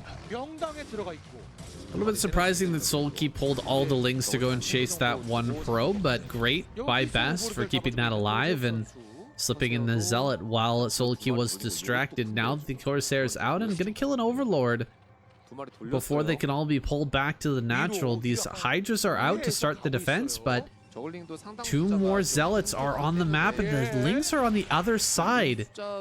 This could be a dangerous situation Sulky finds himself in. A 5th hatch goes down, but he just doesn't have the forces back at home to deal with this. He just now sees the Zealots. He's going to bring back the Zerglings immediately, but you would love to have these to body block for the Hydras. They don't have speed, they don't have range. It's going to be a hard fight here to keep everything alive. Now, go ahead. As long as Sulky doesn't lose too much here, though, he will be sitting pretty, just because of how much extra lava he's got. Like, losing drones isn't as big of a deal. Like, you usually oversaturate drones when you play this style, so he'll probably expect to make a few extra drones anyway, so you won't take as big of a tempo swing from killing drones. But so far, Sulky did a pretty good job of not losing any. Oh, might just barely lose this one, though. Pretty good target firing from Best. Amazing target firing from Best there. He knew that the drone was going to head in that direction, so he preemptively moved forward to stay in range there. Excellent play from him. Sulky is now heading across the map, but right as he does, the Corsairs come in to look for some Overlord kills. He's going to force Sulky back again, so he's just doing a great job of ping-ponging Sulky back and forth across the map this entire game. This is like on chess, where you just establish your bishop to pin a unit down or something, so you don't want that knight moving anywhere, and it's kind of like that. Like, you can force the Hydras to stay pinned, and if they do move out, you have an opportunity to come in and punish that. It's like Hydra wants to pull the trigger on these Hydras, though, putting pressure on the wall. The Forge is well protected, but the gateway isn't, and he needs to throw down at least 2 or 3 more cannons here, because he knows there's a possibility of just pure Hydra production coming at that pre-storm timing. It's pretty scary to have this few cannons at this point in the game. Sulky is so scary with his Hydra bus, and he's got more Hydras coming across the map. He's managed to get the Overlord to the front as well. Yeah. With a good defense at 8 minutes. It's right on the line here. This is the timing. Templars are out, but they don't have Storm. They don't have energy either. Just another minute. Yeah. There's a DT coming to the front just to buy a tiny bit of time. Can he stay alive here for a few more seconds? I think, actually, with Sulky not pulling the trigger just yet, he's actually just going to sit back and re-drone from this position. Kind of, I think Sulky, yeah. I think he was considering it, but I think he saw that, okay, maybe 7 cannons and Templars might just barely be finished up on energy. Okay, I'll let you get away with it. But you had to pay a lot of money into those defenses. That's a lot of cannons that could have been gateways. And now, with how much lava we've got available to us as Sulky, we can make so many drones and Hydras at our leisure here. Kind of the world is our oyster. He's going to be throwing down that Spire just to make sure the tech is available so we can make Scourge when we need to, and maybe an important muta switch later on. We have a lot of gas banked right now, so he has killed a lot of these Corsairs. He might be thinking about a muta switch in the coming phases, and then going into the flock of Hydras after the Templars have been sniped. The muta switch is a Sulky special. He is so good at suddenly throwing those in at an improper time for the Protoss player to deal with. I'm not sure if the Spire was seen. Of course, Protoss units have a uncanny vision range, but I'm not sure if even those Corsairs flying by were able to see. If he makes continues to make Corsairs, though, I think we can firmly say that he knows. However, this drop has not been spotted. Sulky surrounding the Zealots out on the map. He's going to force them back into the wall, but this drop could deal infinite damage. This is a DT, possibly a Templar in there as well. There's just one DT, okay. If he's not paying attention, he's distracted at this main base assault that he's doing right now. Like, this is going to be... Oh, he sees it! He sees it! Just going to lose like 2 or 3 drones. It's not too bad. Gets the rest out of there. Not too big of a loss, but the lost mining time is pretty painful now. Does have to pull his army back to deal with this, so he's not to worry about like microing on 2 fronts here and risk getting stormed for free when he's not paying attention and getting his Hydra surrounded or something.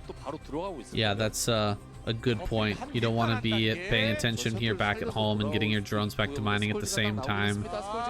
Eat surprising storm. It looks like the shuttle will end up going down. Without the speed, it can never get away, so that will end up falling, but the DT stays alive, and it's now out on the map just looking around. That was some decent play. There's decent value there from Best. Getting in there and forcing the drones away, getting a couple of kills, and then heading out. Well worth the 200 minerals for that shuttle. Now, in this next minute, we could see a muta switch. If he gets, like, say, 9 or 10 mutas out, and we will see some High Templar snipes, this game could just be turned on its head instantly, and we could be seeing Best absolutely beheaded by Sulky here. But it's going to be a tough position to accomplish. Best is pretty good still. He will do a good job of escorting around these High Templars Dragoons around the map, building up quite a high count. He's actually going out prematurely. Hasn't actually got a lot of Dragoons with this army yet. This might be a mistake from Best to move out so early on without that much Dragoon support. He is at more risk than usual at losing these High Templars to these Mutas in the moment here. But maybe he's thinking the Mutas aren't on their way quick enough. He's trying to get Sulky out of position earlier on before he's had enough time to build that Muta count up. There are no lurkers in this force. It's just going to be Sulky relying on a high ground fight to win this pure Hydra versus a lot of Dragoon, Zealot, and High Templar. Pretty good splitting so far, but one Storm lands heavily on those Hydras on the ramp.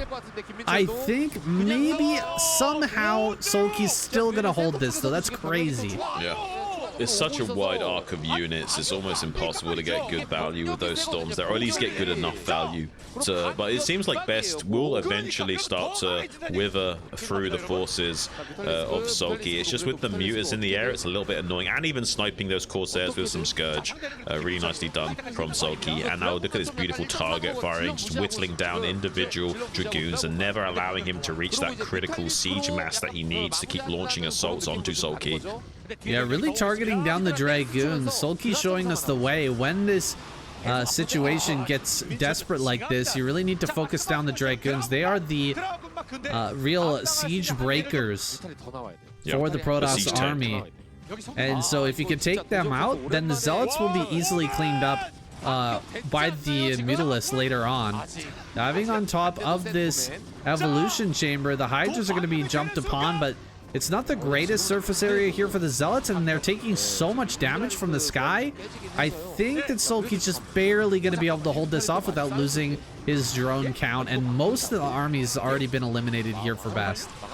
It's such a tight hold from Sulky. He's just barely dealing with this efficiently. He's traded more or less like 50-50 down the wire, but because of the air superiority, it's just barely tipping into his scales of favor. And now we see a win percentage for him shooting up like a skyrocket, now at like a 80+ or so % win rate for him, I would say, given the current game state, just because of how strong he is once he gets into his full swing in the mid game. I'm not so sure I agree. We've got the third base done. There's no real counterattack possible with these Mutas. He can try and dive in here, but he's hidden a Templar underneath the Corsair, which is a really high, big brain play by Best. Let's see if he can get a great storm. Oh! Great storm there. Fantastic storm.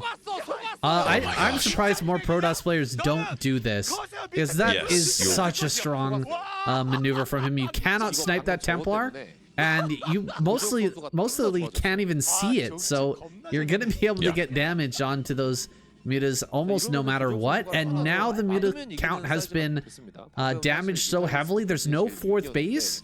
Best is sitting pretty at the moment. Yeah, he's going to be trying to do a third base attack right now, but there's enough Dragoons and Storm here that he should think better of it and run between his tails. It didn't quite catch this. Oh, that's a big Storm. That's a juicy Storm right there. That might just trigger Best into thinking about another counter-attack. It's still Battle Zerg mode from Sulky. 3 bases. Yeah, you're right. I kind of misunderstood the game state a little bit. I thought he was just going to dive into the main base with that stack of Mutas and easily kill that Templar, 1 cannon and 1 Corsair, and get on top of the Protoss production, but he was much more timid about it, and because he was so timid, it was like the Storm did even more damage because how cautious he was being.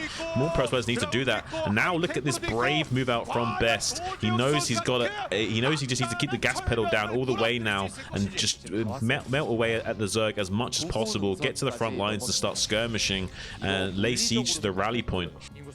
I think this is a numbers game at this point. Sulky, his finesse can only get him so far. He's trying to run around with the Mutas and snipe a couple of Templar, because it's really the only way that Zergs can start to come back from a deficit like this. 4 or 5 drones just went down at the third base as well, to that one single Zealot that went running around the side. Another base is going to come up for Best, and Sulky is stuck between a rock and a hard place. He has to expand or attack. He can't just sit here, but he can't afford to do either.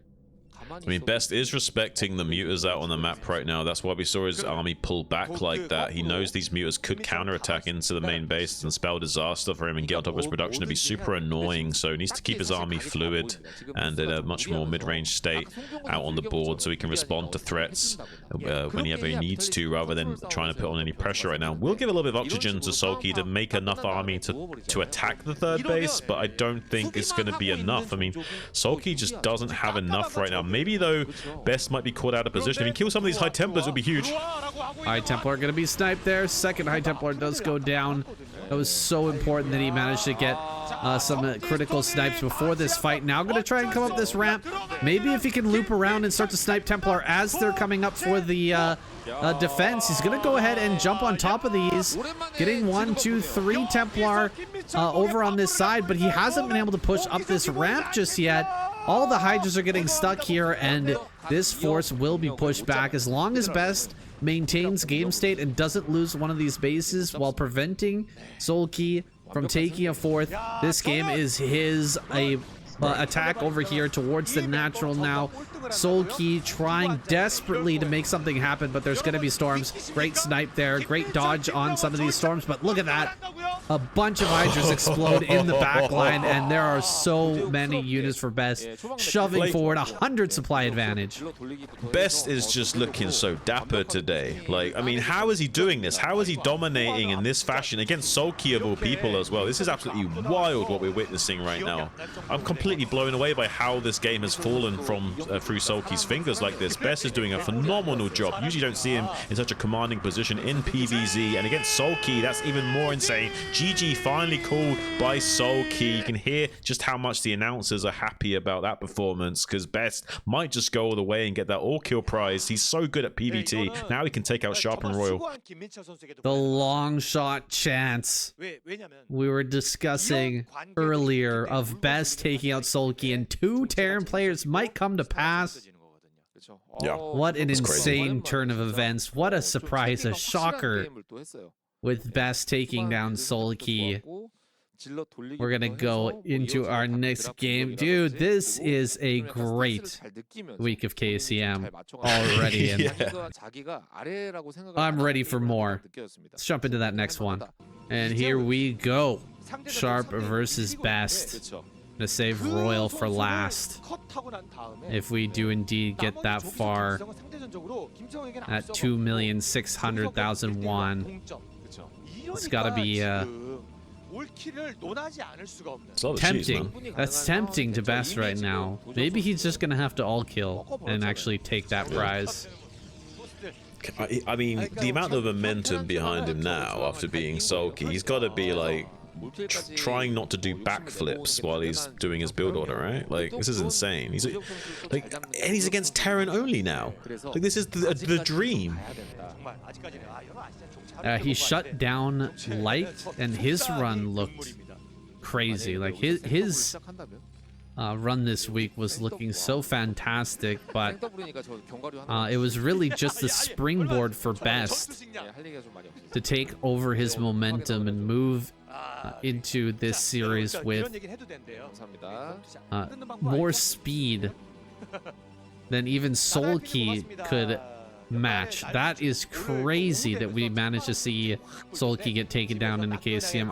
I wasn't sure was it gonna happen, man, at all this year. And just to reiterate to our viewers, like, I mean, Sulky was doing the equivalent to 12 Nexus in DVP, so he had a crazy economy in that game and still couldn't get the job done. And he's a macro monster, so it's kind of wild. Oh, with the four hatcheries early, right? Yes, yeah. Except with Nexus first, you don't have to sacrifice any tech. True. For hatchery, you do sacrifice some tech. You're not going to get the Spire out early. But I would say you get even more economy to compensate because you got extra lava. You can really crank out those drones, and Best just did a great job of controlling that game. Getting those Zealots in over and over again. It was impressive and surprising to say the least that Sulky was able to be outmaneuvered like that, or that Best was able to outmaneuver Sulky like that. That it really speaks to his caliber and his affinity in this game. Like, it's crazy to see Best do this well, but he's going to be getting a Nexus first here against Sharp and getting himself into a good position once again. Will Sharp be able to overcome him? Because he is a finesse player as well. Yeah, I mean, cross-map Nexus first. We all know how strong that is for Protoss, so he's going to be feeling good about the game state currently. Sharp, I don't know, like sometimes Sharp does have these crazy fast gas timings with 11 gas that he can get a Vulture in there and punish you before Dragoons come out and defend. With cross map though, that's way difficult to pull out because those few extra seconds that you would usually have on a map like Radion, cross map no longer exist, and the timing window ceases to even be a thing you can go for. And indeed, he did not open with that super fast gas. Instead, grabbing a CC after Rax. Oh, just slipping by here. That SCV just breaking through the line, managing to get up on this high ground. It will get taken out, unfortunately, but got to see everything that it needed to. The robot coming down before range. That's some very important information. A Zealot run by here into the main base, actually. Might get an SCV as well, or a delay on the factory, but regardless, gonna see everything. Both players with complete information in this game so far. And that's where you want to be, saying you need to min-max. The first 6 minutes of the game are the most crucial, and min-maxing from that 6-minute point onwards into the mid-game, you have to know what's going on. If you don't, you have to hedge your bets, or at least like roll the dice a little bit, and then you're gambling or, you know, stretching yourself a little bit too thinly, and you're not really going to have the concentration you need to have a fighting chance in the coming phases. So scouting is just so important in this game. Sharp gonna hide a little bit of tech now that he's been scouted. The 2 factory could lead into a 3 factory play, but it could also lead into this starport, and Sharp's gonna look to drop some vultures out on the map or potentially into the base of Best. Right. Gotta throw him off a little bit, whereas Best is optimizing this timing for a Reaver to come out and deal some damage. Sharp has enough Marines to push back the Dragoon at least long enough to get the Vulture out on the map, and so Best will have to retreat with this. There's no way that he can... Oh my gosh, he's gonna take a 3rd base already? Another super fast third. This is very reminiscent of his game against Light as well. Right. And oh no, sorry. One thing about this map. Stork. Oh, he kills the Vulture. He didn't lose the probe. All right. One thing I was going to say is the hard thing about this map for Protoss is you can't really spot for dropships, because like say the dead zone at 6 o'clock and 12 o'clock and 3 o'clock, like you don't have an ability to put like a spotter pile on there anymore. So the dropship gets in way easier than usual. So a drop play on this map makes a lot of sense. Right, I didn't think about that, but you're totally right. The blank space behind 6 o'clock allows for a pathway. What the? Okay, just 1 Wraith. Interesting. So no dropship potentially? That's not what I was expecting, but I mean, he just saw... Oh my gosh, he just saw the probe over here as well. What I was gonna say is Stork went for crazy fast Nexus after his natural, and he's actually kind of setting up for another Nexus down at 6 o'clock as well, right? Yeah, but saying, if Best doesn't expect this and he comes in with his shuttle, like, I mean, the Wraith could get on top of it and just kill it, but the problem is that the Wraith is at the wrong position. Yeah, that's true. There could still be a lot of damage from this shuttle, and if Best does a lot of damage and sees the build of Sharp is not hyper aggressive, he might be able to get into a really fast 4th base. Let's see what happens here. Reaver dropped immediately. That Wraith is gonna be on its way to deal with this, but how much damage can he get first? Scarab does dud. Second Scarab gets a pretty good shot there. 2 or 3 kills, and the Wraith is not being controlled to chase down and keep attacking this shuttle, but it takes a lot of damage. That did take a lot of damage from the bunker there, so will have to back out and retreat. He keeps the Reaver alive, but he didn't get too much damage here, and Sharp hasn't built any turrets, so I think that he comes out of this pretty okay. Yeah, no, I think Sharp is okay there. Losing just like 2 or 3 SCVs and some mining time, that's not too bad. And I do like the Wraith choice. Unfortunately, he put the Wraith in the wrong position, but I mean, he could have put it up there, and then Best could have attacked from the other location. You know, you never know quite what Best is going to do for sure, so you can't really blame him for choosing one or the other. But yeah, he doesn't really take much damage though, critically, and that's a big deal. And now there's a little bit of pressure onto Best to be even more greedy with these expansions. We might be seeing a very fast 4th base from him as a result. So interesting to see Best build this pylon wall early. Right, he builds the pylon wall at 6 o'clock and then never takes the, or doesn't take the Nexus, but he leaves the probe there for the potential to take the Nexus and to deny mines up on this base so that he can, that he can't be blocked and slowed down on that base. It's very interesting stuff. We rarely, if ever, see a play like that, but Best is opening up some new pathways here, some new folds on the old brain are forming, I think. I'm sure he's played against Sharp enough times that he knows how annoying Sharp can be with his vultures, so it's also like there's a chance that I can never even get a probe over here if I don't set this up early on, right? That makes sense, actually, just considering that it's Sharp. Maybe leaving the probe over at that base. Wait, where did the probe go, by the way? He sniped it earlier. I think there was a probe up there on the high ground just sitting, but it seems like it disappeared. Or did he actually somehow snipe that? I think another vulture. Earlier, the vulture got killed by the probe. I think another vulture came down and somehow killed it. Well, that's ridiculous. A drop is out on the map now. Sharp may, in fact, have the opportunity to continuously snipe that probe and prevent the 4th base, excuse me. Best has enough money to build the 4th. He'd probably like to build it right now, but he just can't. And he's gonna have to sneak a probe out somehow while delaying this 3rd base of Sharp as long as possible. He knows there's at least one vulture out on the map for sure. He doesn't know. He might be thinking there could be more. He saw the Wraith, so he also might assume that there's a dropship that could ferry out some units, right? So he might be considering that possibility as well. Funnily enough, Best is going to take the base over here at top right. Instead of trying... Oh, okay, it looks like the probe went down. Instead of trying to take the 6 o'clock, even though he built that a wall so long ago, he's still refusing to take that base, funnily enough. And taking this base over here in the top right, that's going to be a little bit easier for Sharp to push towards, but it's not in the direction where he wants to push to get his 3rd base, so... Sharp just going to slowly edge his way out on the map and continue to harass with this dropship. Oh, tank gonna siege up. I don't see any movement from Best, and he gets a great shot there. 3 kills already. Not gonna be able to target those probes though over on the gas. Maybe he can get another shot off if he's not paying attention here. He shoots the cannon. And it looks like the tank doesn't get one more shot, so unfortunately he won't be able to get the big kills, but the probes could, or the vultures could get a few more shots off. Looks like he might get 2 or 3 more kills. 5 kills total on this vulture though. Some really successful harassment from Sharp. Yeah, very tactical there. Managed to get enough damage with the vultures to make that super worth it. Also gave him a lot more breathing room because now... Oh, that's a good connection. Now he can come out. Oh, he gets on top of the shuttle with the Wraith. That's huge.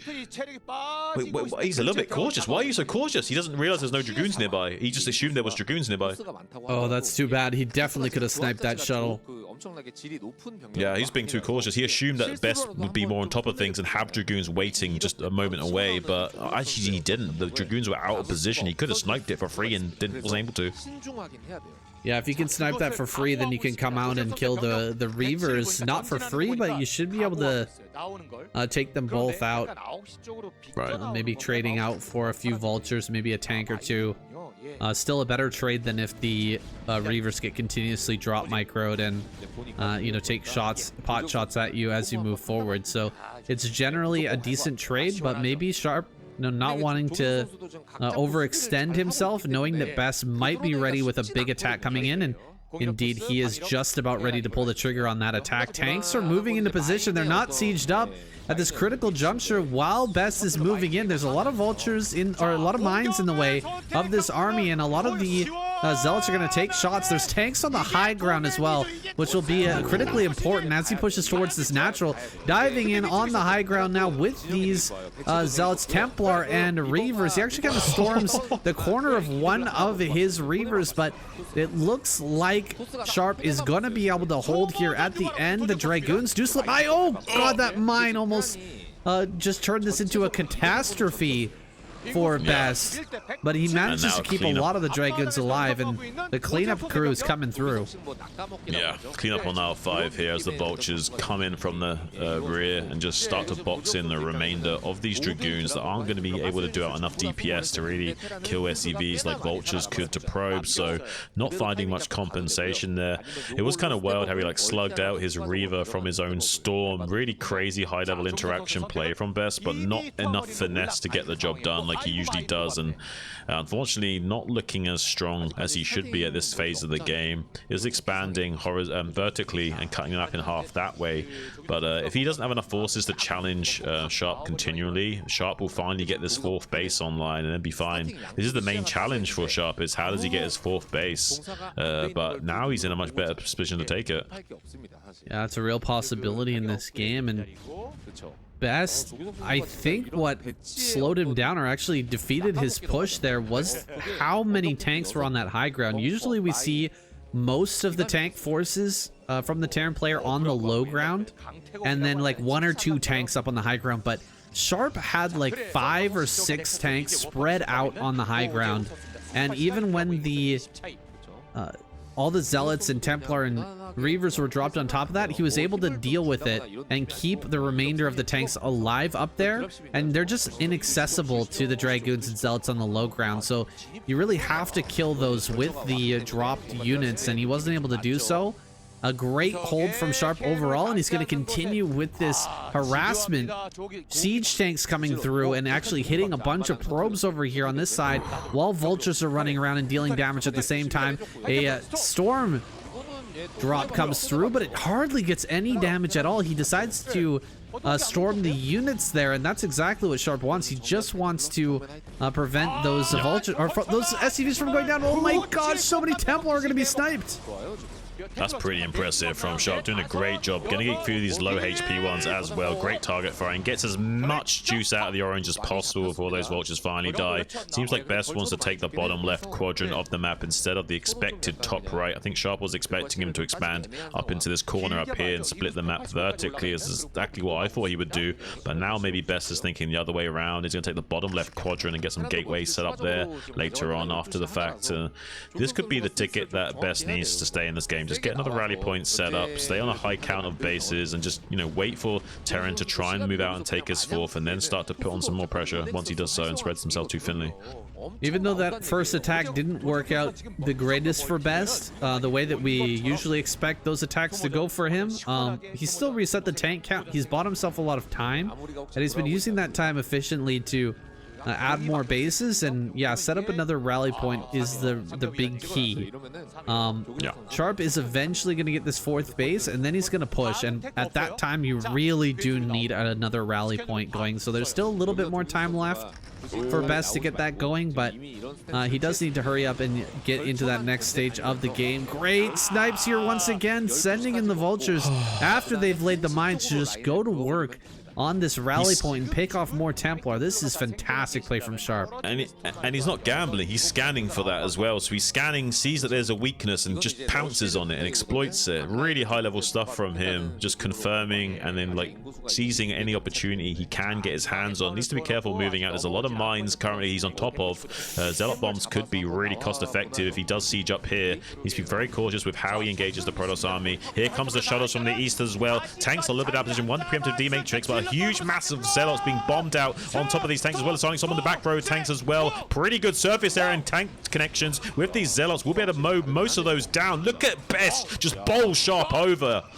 Oh, I was wincing when I was watching that move out from Sharp, because I knew that this is exactly the way we see Terran players lose games against Best, is kind of an unfortunate move out. The way that they're you know, pushing out on top of their own mines, and without the proper setup before Best comes in with his army, and that gets completely wiped out. Beautifully done there by Best, dropping the Zealots right on top of the tanks, right where they need to be, getting the storms off. And Sharp just didn't have the right move out timing. He did not have the positioning there, and I'm brought back to that moment when the vultures were diving into the natural. He forced the whole army back, and he opened up an opportunity to move out, but he was a little bit too slow to get everything moving after that play.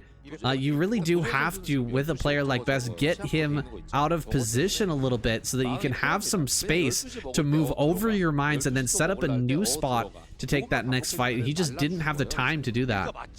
You need to keep dancing away from him when you're in the ring, not let him box you in and get his arms around you. Look at this, continually coming in here and sniping these High Templars, though. That's why he probably moved out. He assumed he had killed so many High Templars that there's no way that Best would have enough to kill me, but unfortunately, that was still the case. Now, finally trying to get this 4th base online, but only 120 supply to a maxed out Best. I mean, technically, you can hold this on paper, but really, you want about 140 supply to fight against something like this? Absolutely. Sharp is grasping at straws here. He's looking for his one opportunity to maybe come back in this game, and setting up a very good defensive position and have Best roll into it and take a bad fight. I just don't see that happening, though, with Best bringing forward this much army. How are you going to ever have a bad fight? This is so much Protoss and so little Terran.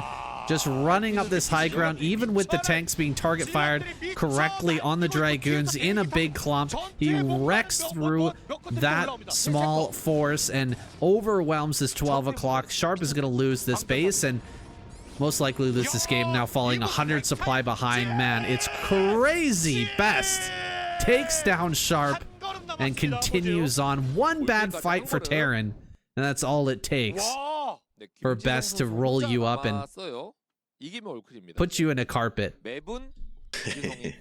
Okay, final game of the night. Best versus Royal. Guys, thank you so much for being here over the holidays.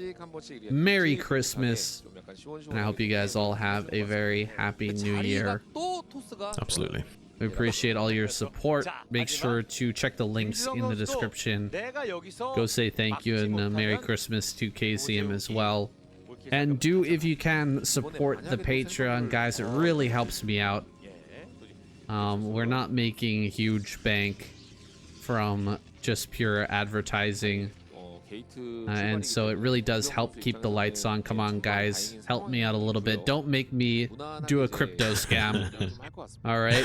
I will rug pull you. Yeah, he will. He'll rug pull you.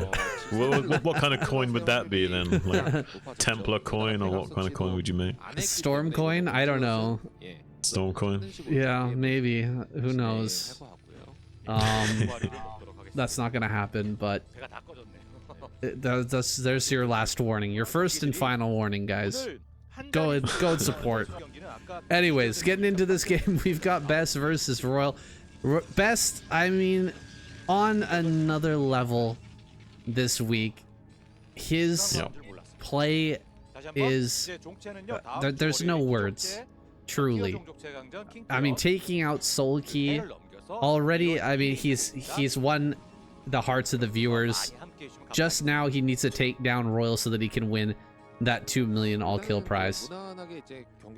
I mean, I hope he can go all the way and do it. I mean, what a wild run that would be, and definitely one for the archives. Slide in quite a few of those games, best of 2024 for sure.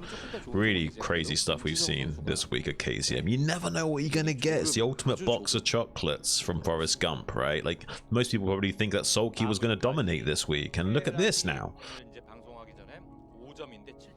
Yeah, this is not this is not the outcome that I was expecting. I mean, I don't know. Who has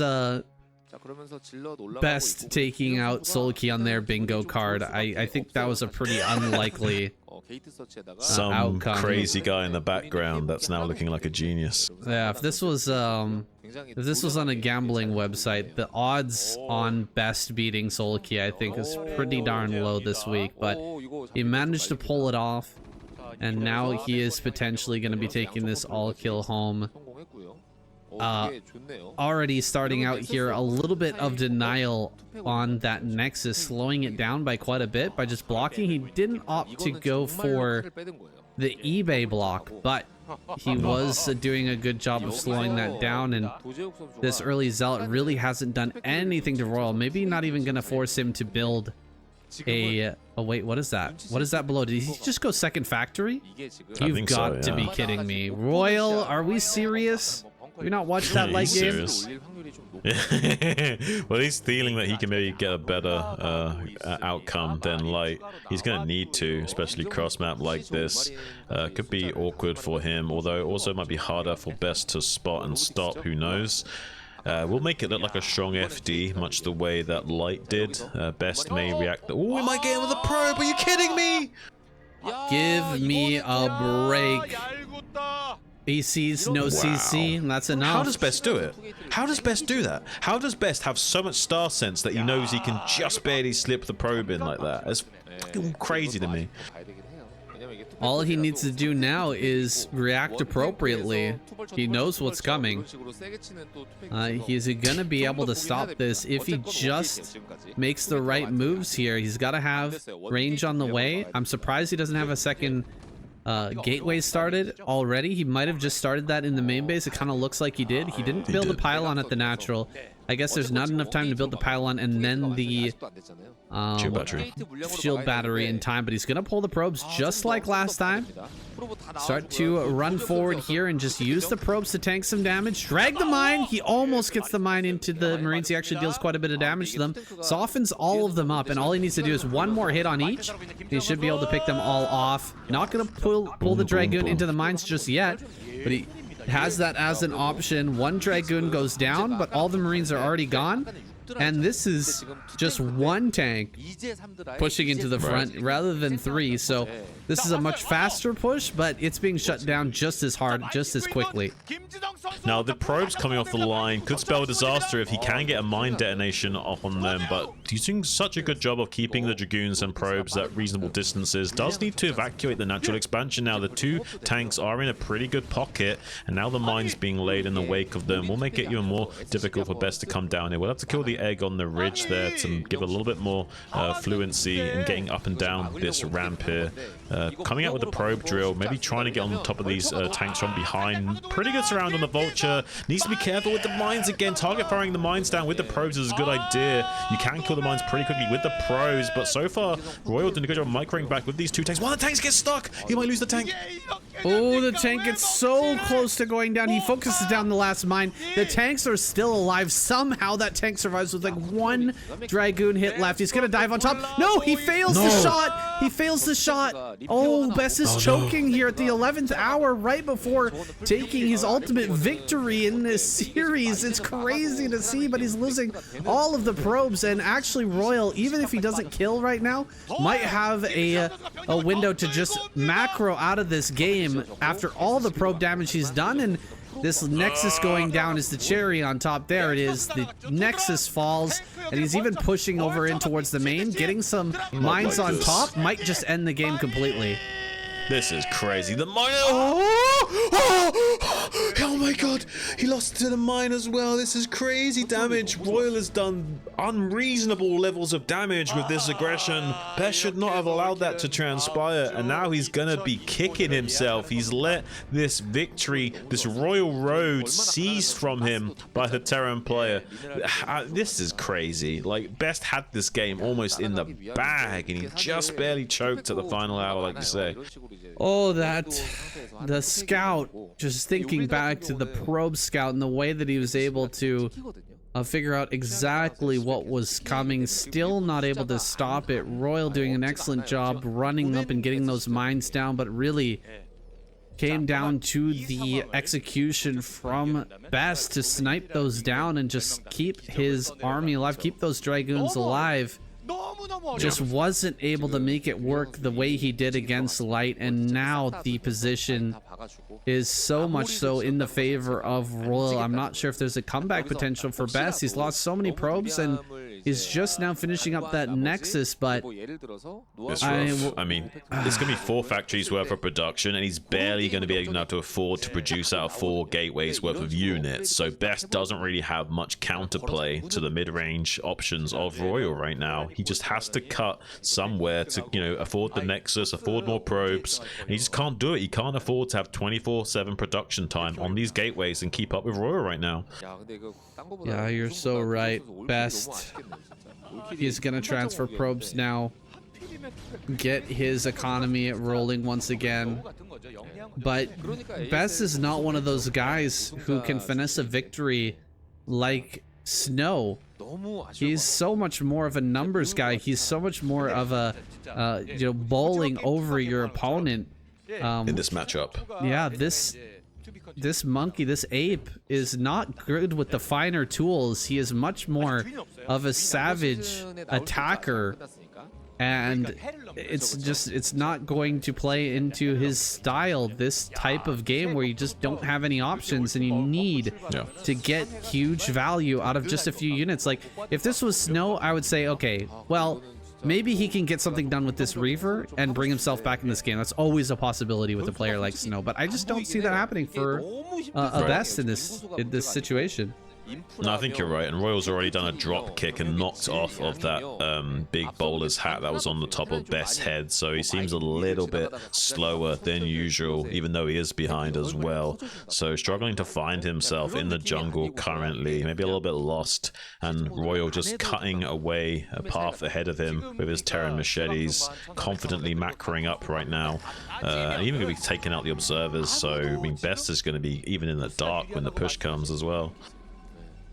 There is still one observer in front of the naturals, so he has information coming to him. He's not completely in the dark, but basically Royal can do whatever he wants. He could just push and attack, push the issue here, and now he could move towards taking a third base, a very quick third base. Basically the world is his oyster, and he's finding a angle where Best is not completely aware of the move out, but Best actually has some awareness of this, and he's gonna move into position to intercept. Let's see if he can take some sort of miracle fight to shut down Royal in this game, stop this push, and make a comeback. Right. If he can force a few siege ups, make a few more macro rounds of units. Oh, the vultures do get in though. Okay, does a good body block in the other vultures actually, so does shut that down. Pretty good job there from Best. He needs to make plays like that all game long now. He can't afford to take any more damage against Royal going into this mid-game phase. He needs everything going right. Yeah, absolutely. He needs to bat 100, just hit every single ball that comes his way, or Royal is going to overwhelm him. He already has a 10 supply lead, is going to continue to extend that, but he hasn't been able to take that third, and he hasn't executed this push just yet. He's kind of containing some of the Dragoons down in the bottom left, but Best still has some room to maneuver. He is getting closed in on though. Look at these Dragoons in the bottom left. They are going to get completely surrounded and pushed down into the corner. There's nowhere for them to run once they're over in this main base, but they can at least make a bit of a concave on the other side of this ramp, and you know, yeah, the auxiliary force pushing into the natural. Maybe he can get something done with this. I don't know. It's looking tough. He lost the observer. Yeah, it's really rough. I mean, he's going to get boxed. He's going to have to stand and fight at this ridge a little bit, see if he can buy some time forcing siege ups while these auxiliary force of Dragoons out on the map get some work done. Maybe do some slowdown on this expansion going up at 9, but I don't know. This is looking pretty dire right now for Best. He's getting all these Dragoons pretty much cleaned up with only like getting like, you know, a few vulture kills and like maybe 1 or 2 tanks. Not really anything insane considering how many gas units he's losing right now. We'll be able to get a cancel on this command center though, I think, so that's at least some compensation. Yeah, that is some compensation indeed. Killing off that CC, forcing the cancel. I think that Royal might be baited into an attack now. Just take everything, put everything together, and just go for it. He does start a starport and some more factories, but if Best somehow wipes out this force, if he somehow beats this army, I think he stands a pretty good chance of coming back in this game. Right, yeah, you can be throwing down the CC at the mineral only, which is a slightly suboptimal base to take, or maybe slightly easier to defend. I'm not quite sure. Especially if you want to attack cross map, it might be a better base to attack, to take, sorry. But I don't know. Yeah, I mean, this is looking okay for Royal on paper. The supplies are looking pretty strong for him. Like, obviously, this is still okay, but maybe Best can somehow slow him down enough in this game that he will still have a playable mid to late phase. I just don't see it at the moment. It seems like Royal's got just a bit too much stuff. I think that as the longer this game goes, the more chances Best is going to have to come back in this game. He's stalled it out at least long enough to even out the supply, but the upgrades are slow for Royal as well. Yeah, it's just, it is so tough to make a comeback like this, but just the story of this, if he manages to make this comeback, how insane would that be? Pretty wild. I'd be trying hard not to do backflips right now, saying I'd be pretty excited. If you can somehow pull this out of the bag, it'd be pretty incredible levels of Starcraft here. Does need to get a fourth base online. Best can't just sit back and let Terran be on this level of production while he's on 3 base if he's not being aggressive. He has to either do an attack, which he can't really do because Royal's got too much, or he needs to expand. So I think he's going to expand towards 6, but on this map it's kind of awkward to defend these bases and attack these bases with these tight little choke up on these high grounds. This is a really good job handling the vultures running around the map, and Roll really hasn't done much with these pretty much all game aside from that initial attack. And yeah, that base is going to be taken. The mineral only down there for Best. A dropship moving around the outside is a great idea from Royal. He knows that the army is already spread thin, and Best has less than he usually would at a time like this. If any probes start to go down, it's going to be so painful. Best is probably just going to fizzle out. This drop is moving around a weird angle. He might actually catch this. Oh my gosh, he almost got that kill. So close. Royal pulls back in time though. I mean, the game sense from Best is almost next level. I don't know how he gets away with it, but somehow he always does.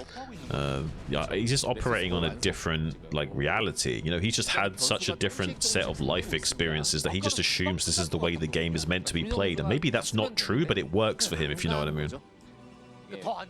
Almost an analogy for life. It feels like Best gets so close to death in this game that, you know, they say time sometimes slows down when you nearly die. Is going through like a Matrix-like situation where he's just barely dodging every bullet that gets sent his way. Royal firing on rapid fire, trying to hit him everywhere he can. This is a lot of vultures coming in. In fact, almost all the vultures from Royal have been sent over to this position. Gotta pull back the probes. Do not be losing those probes. Okay, 1 probe goes down. He will drive this away. Oh, he's not blocking the ramp. If only those dragoons were actually blocking this ramp, would have made it so much harder for these vultures to run and make their escape. But it looks like he's just going to target down dragoons on the return. But you know what? This is actually a reasonable trade for Best, and this might open up an opportunity for Best. If he wants to take a fight, if there's no vultures around, maybe he can jump on these tanks and actually take a decent trade. I mean, he's dodging the bullets of the Agent Smith-like play of Royal right now, but he needs to be careful because, like, you know, at any moment he could be asking Trinity for help because, you know, Royal is still looking pretty strong in this game. He's taking another base at 12 o'clock here. Best is only just now set up at 17 minutes with 4 base economy. Very slow as far as the ebb and flow of this matchup usually goes, so I don't know, like, this is still going to be really tough for Best. He's doing a great job of the bullet time right now, but he's going to have to keep going. Let's see if he can keep it up. Best is pushing back the mines now. He's setting up for a massive zealot attack. That is so many zealots in his rally point. He's finally surpassed the supply of Best, but it's just barely. Only 10 supply advantage. He needs more than that to take a good fight. And he needs to do it soon before those upgrades really start to kick in for Royal, because they were late. He's only got +2, +1. Yeah, but it's a little bit slow at 18 minutes. There's going to be a +3 coming in pretty soon, and he needs to take the fight before then. Getting rid of these mines. There's not a lot of them, but there's a lot of Goliaths in this force. He is ready for those shuttles to come in. Mass shuttle play, not going to be the key here for Best. He needs to get a huge surround on this army and just overwhelm it with zealots. There's not that many vultures. I don't know, can he do it? It's going to come down to this next attack. He's actually going around this force to try and deny the 4th base once again. And actually, if he stops this base, he's going to bait Royal into one massive attack.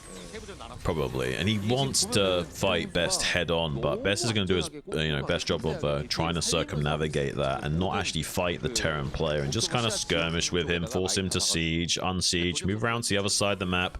Now I'm going to counterattack at 12 o'clock, and you got to pull back. But the vultures coming into the rally point. Best is a little bit weak here right now. We'll be losing a lot of these critical utility units. Does manage to get some storms off onto those vultures, but it's too little, too late. They will be cleaning up all of those High Templars besides the ones coming fresh out of the gateways. That's a great pickup from Royal. Ooh, that might be it. Shun the scan and run by into the natural, killing off all those Templar right before this next big fight. That was maybe what we'll do in Best this game. That might be the nail in the coffin. He's catching some of these probes, but they're gonna make it down south. That is so many tanks and in such a good position. How do you even aggress onto that fight? Oh my gosh, the EMPs as well. Royal just has everything. He's had such an advantage from the outset, from the get-go.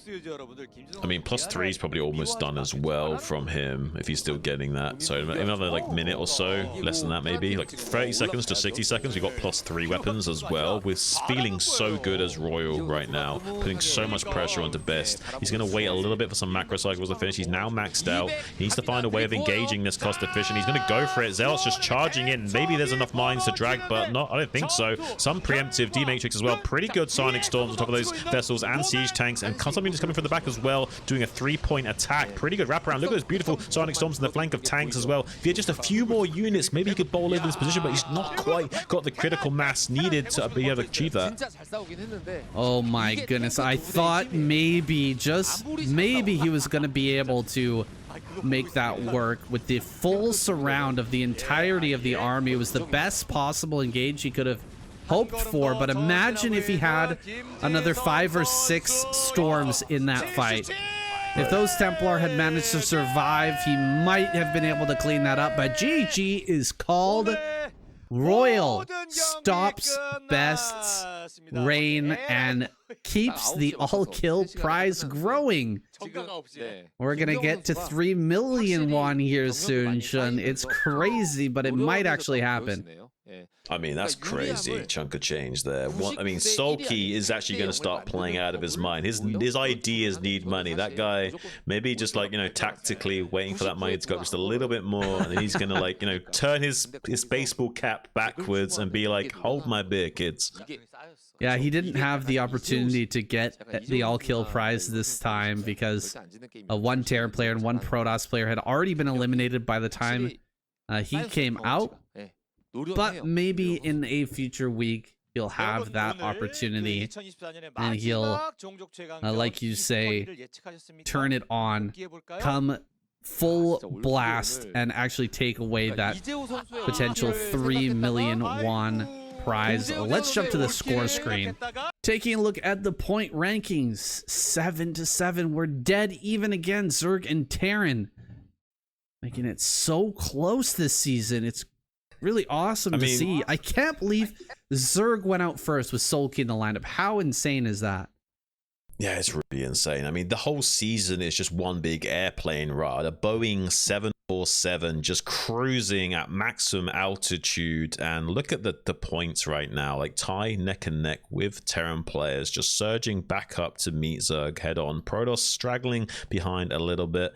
I don't think they're going to be able to get it in these next 2 weeks. There is still technically a possibility that they win both weeks and get, 2 points each week. But then I think that requires Terran and Zerg coming second and third retrospectively once each week. And then that will put everything in that tying position. Am I wrong about that? Yeah, that would be the Goldilocks situation. We've never seen it before. Every single season we talk about the potential for a possible tie in that first place, but it almost never happens. I don't know. Maybe this season we're going to get a tie between Terran and Zerg. Just look at how closely these two are intertwined. The whole time we thought that, they had broken the cycle of going back and forth over and under each other. In week number 4 or week number 5, that cycle had been broken, but here they are again, completely neck in neck. I have no idea what's going to happen at this point. The KCM has just been so unpredictable. What's weird is that we thought KCM was unpredictable before, and it's almost like they heard us and made it even more unpredictable as a result. Well, another great surprise here for this holiday season, guys. Once again, thank you so much for joining us, and we hope that your holiday season is full of love and cheer. Best for 2025. I'm going to be releasing my best of coming up in January, so look forward to that, guys. Make sure to subscribe to the channel. Check out all the links in the description. That's it for today. That's it for this week. We'll be back with another KCM. I guess it'll be in 2025. Hey, let's go, Shun. 2025, right around the corner. Yep. And season 5 as well. I mean, this is kind of crazy what we have at KCM. Thank you so much, guys. Hope you have a really happy holidays. Merry Christmas and a happy new year to you all. Please enjoy your holidays. You deserve it.